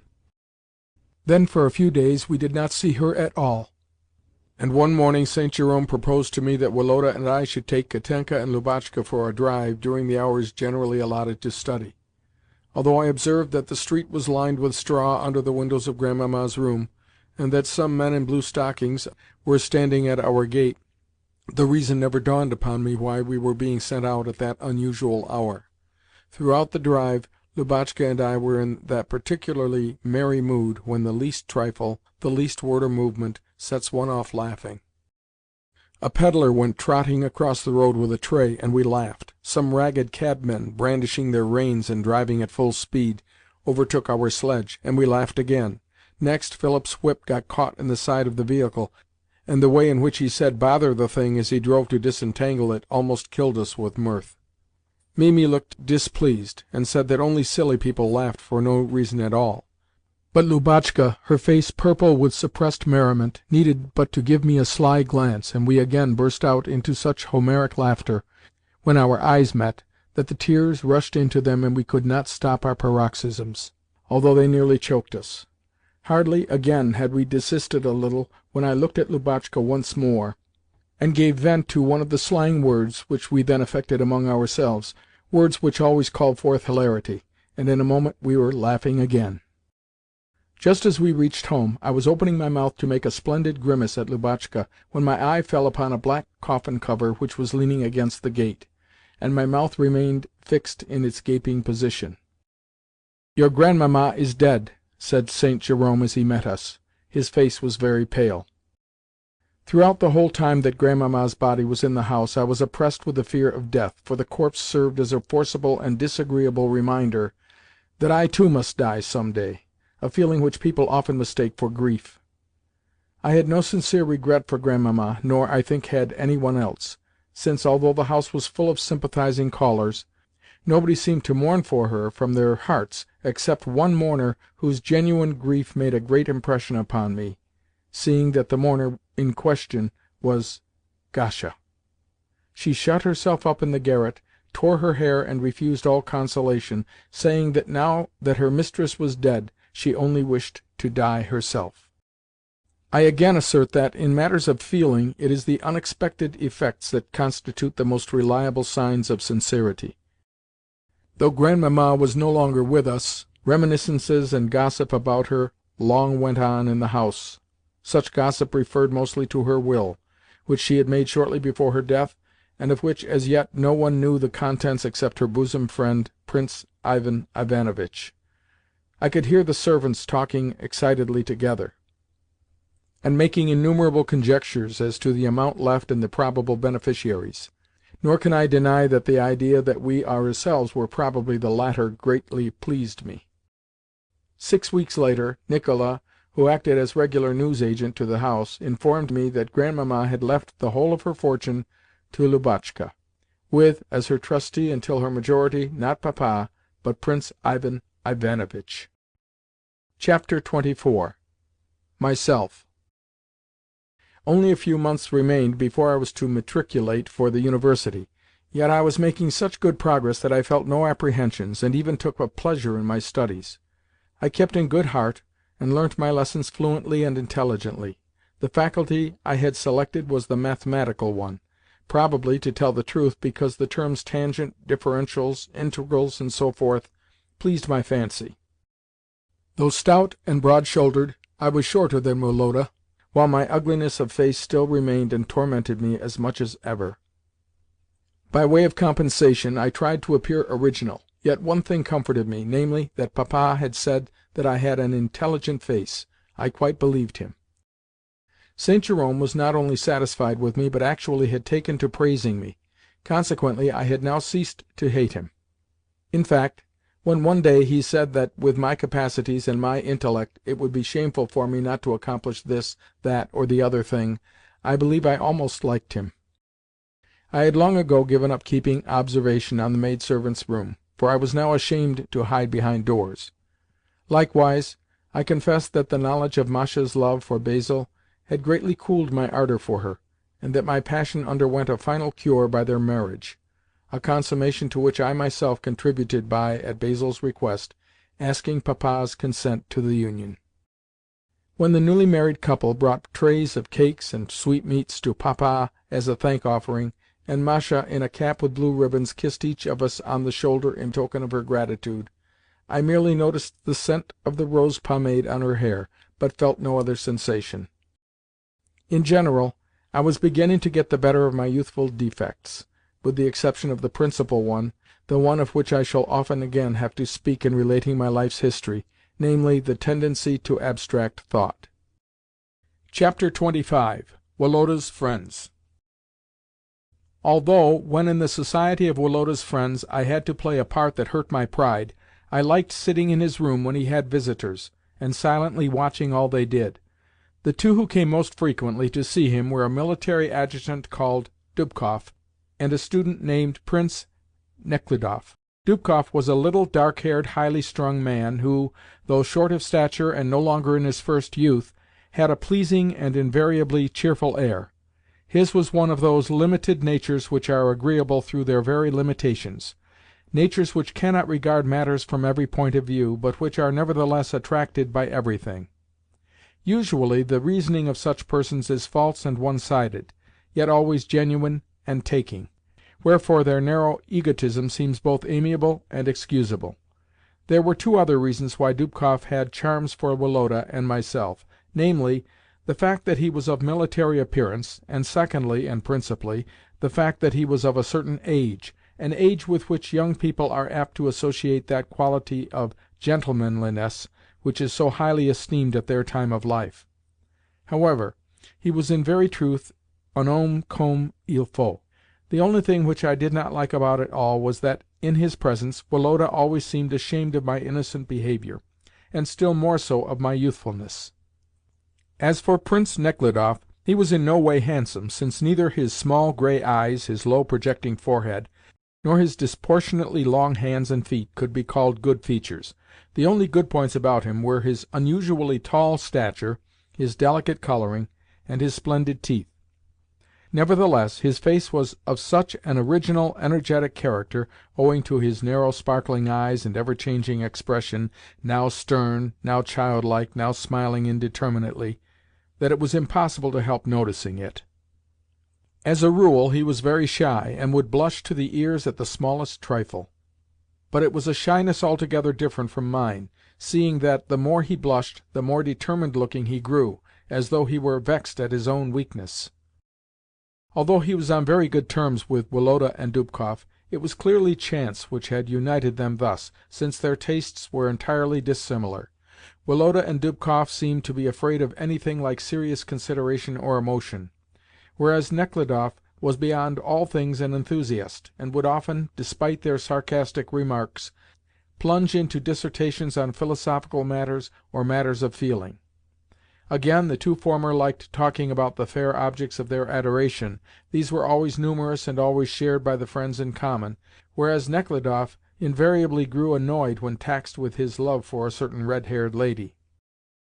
Again, Woloda and Dubkoff often permitted themselves to criticise their relatives, and to find amusement in so doing, but Nechludoff flew into a tremendous rage when on one occasion they referred to some weak points in the character of an aunt of his whom he adored.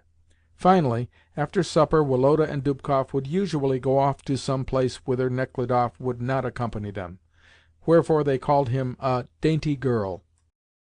The very first time that I ever saw Prince Nechludoff I was struck with his exterior and conversation, yet though I could discern a great similarity between his disposition and my own, or perhaps it was because I could so discern it, the impression which he produced upon me at first was anything but agreeable.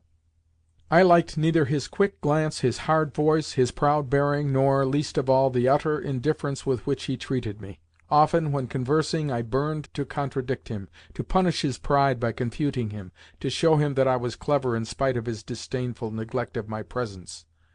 But I was invariably prevented from doing so by my shyness. Chapter 26. Discussions. Woloda was lying reading a French novel on the sofa when I paid my usual visit to his room after my evening lessons. He looked up at me for a moment from his book, and then went on reading. This perfectly simple and natural movement, however, offended me. I conceived that the glance implied a question why I had come, and a wish to hide his thoughts from me. I may say that at that period a tendency to attach a meaning to the most insignificant of acts formed a prominent feature in my character. So I went to the table and also took up a book to read. Yet, even before I had actually begun reading, the idea struck me how ridiculous it was that, although we had never seen one another all day, we should have not a word to exchange. "Are you going to stay in tonight, Woloda?" "I don't know." "Why?" "Oh, because—" Seeing that the conversation did not promise to be a success, I took up my book again and began to read. Yet it was a strange thing that, though we sometimes passed whole hours together without speaking when we were alone, the mere presence of a third, sometimes of a taciturn and wholly uninteresting person, sufficed to plunge us into the most varied and engrossing of discussions. The truth was that we knew one another too well, and to know a person either too well or too little acts as a bar to intimacy. "Is Woloda at home?" came in Dubkoff's voice from the anteroom. "Yes," shouted Woloda, springing up and throwing aside his book. Dubkoff and Nechludoff entered. "Are you coming to the theatre, Woloda?" "No, I have no time," he replied with a blush. "Oh, never mind that. Come along." "But I haven't got a ticket." "Tickets, as many as you like, at the entrance." "Very well, then, I'll be back in a minute," said Woloda evasively as he left the room. I knew very well that he wanted to go, but that he had declined because he had no money, and had now gone to borrow 5 roubles of one of the servants, to be repaid when he got his next allowance. "How do you do, diplomat?" said Dubkoff to me as he shook me by the hand. Woloda's friends had called me by that nickname since the day when Grandmamma had said at luncheon that Woloda must go into the army, but that she would like to see me in the diplomatic service, dressed in a black frock-coat, and with my hair arranged à la coque—the 2 essential requirements, in her opinion, of a diplomat. "Where has Woloda gone to?" asked Nechludoff. "I don't know," I replied, blushing to think that nevertheless they had probably guessed his errand. "I suppose he has no money? Yes, I can see I am right, O diplomatist," he added, taking my smile as an answer in the affirmative. "Well, I have none either. Have you any, Dubkoff?"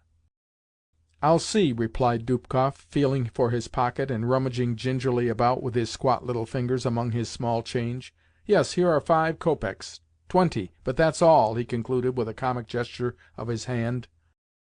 At this point Woloda re-entered. "Are we going?" "No."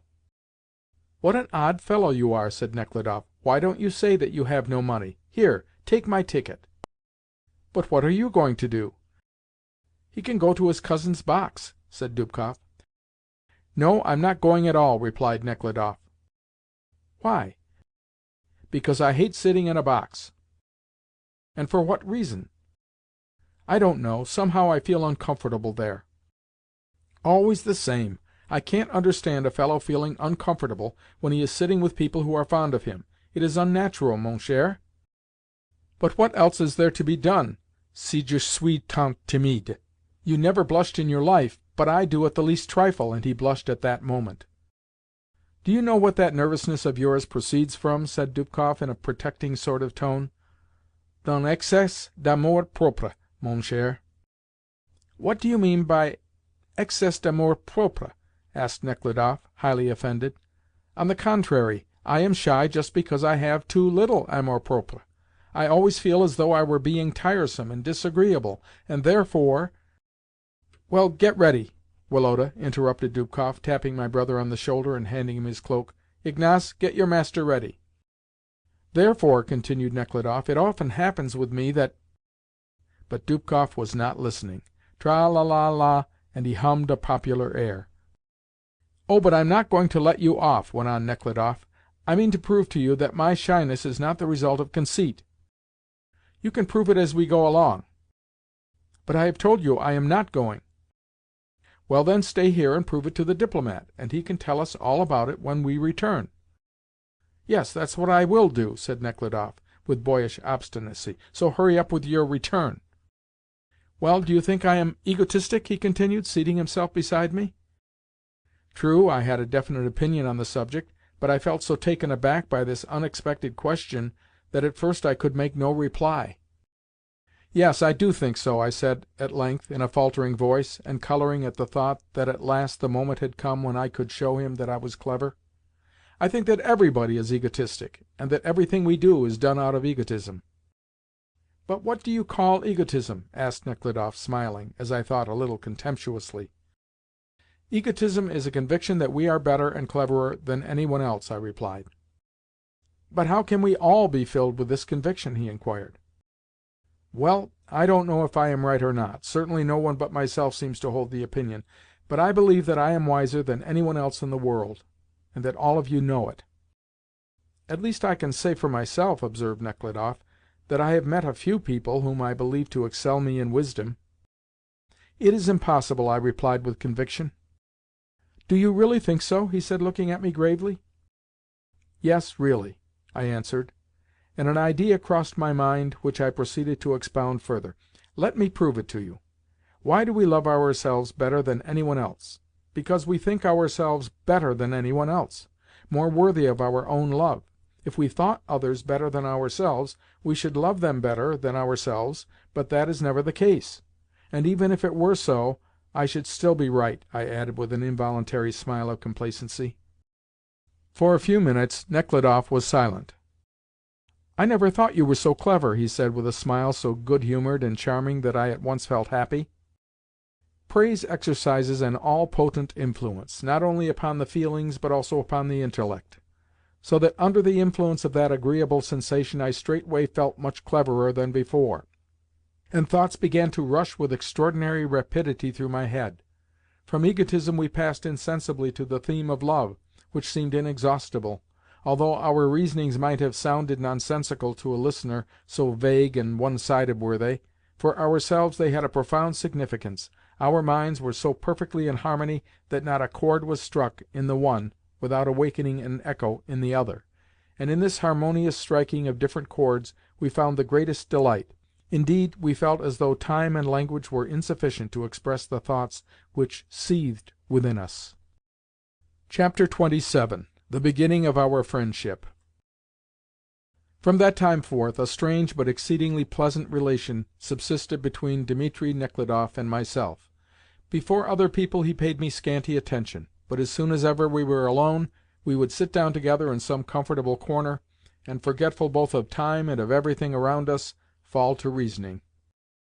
We talked of a future life, of art, service, marriage, and education. Nor did the idea ever occur to us that very possibly all we said was shocking nonsense. The reason why it never occurred to us was that the nonsense which we talked was good, sensible nonsense, and that so long as one is young one can appreciate good nonsense, and believe in it. In youth the powers of the mind are directed wholly to the future, and that future assumes such various, vivid, and alluring forms under the influence of hope based not upon the experience of the past, but upon an assumed possibility of happiness to come, that such dreams of expected felicity constitute in themselves the true happiness of that period of our life.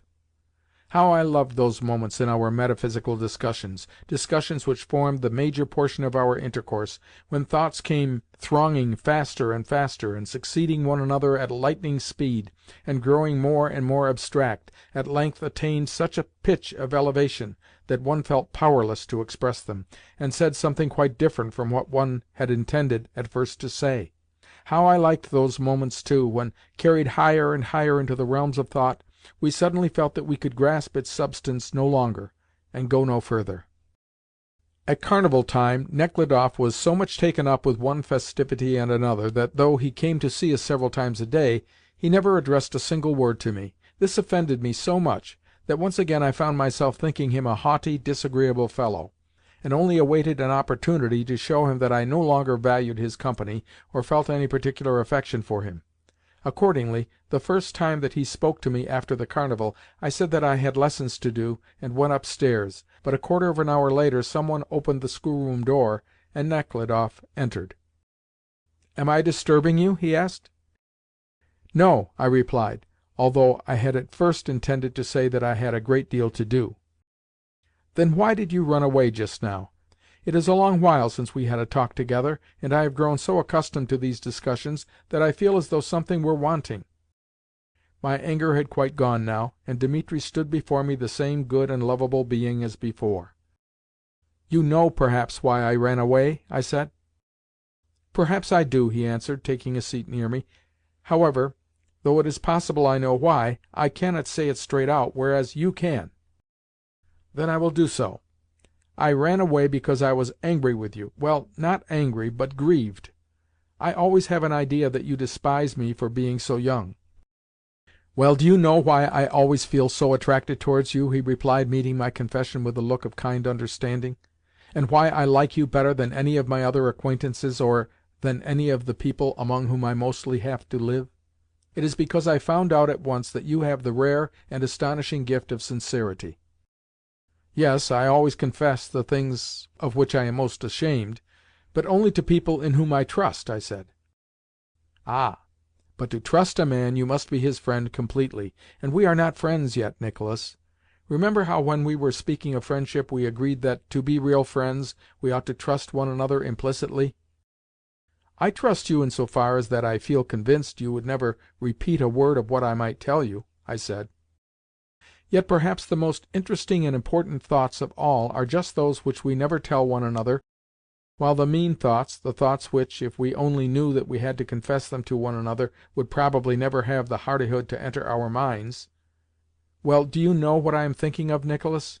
he broke off, rising and taking my hand with a smile. "I propose, and I feel sure that it would benefit us mutually, that we should pledge our word to one another to tell each other everything.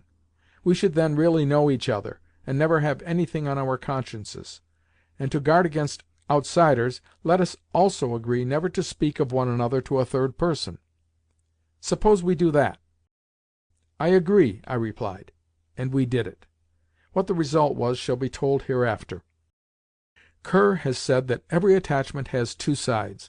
One loves, and the other allows himself to be loved. One kisses, and the other surrenders his cheek. That is perfectly true. In the case of our own attachment it was I who kissed, and Dimitri who surrendered his cheek, though he, in his turn, was ready to pay me a similar salute. We loved equally because we knew and appreciated each other thoroughly, but this did not prevent him from exercising an influence over me, nor myself from rendering him adoration. It will be readily understood that Nechludoff's influence caused me to adopt his bent of mind, the essence of which lay in an enthusiastic reverence for ideal virtue and a firm belief in man's vocation to perpetual perfection. To raise mankind, to abolish vice and misery, seemed at that time a task offering no difficulties. To educate one's self to every virtue, and so to achieve happiness, seemed a simple and easy matter. Only God himself knows whether those blessed dreams of youth were ridiculous, or whose the fault was that they never became realized.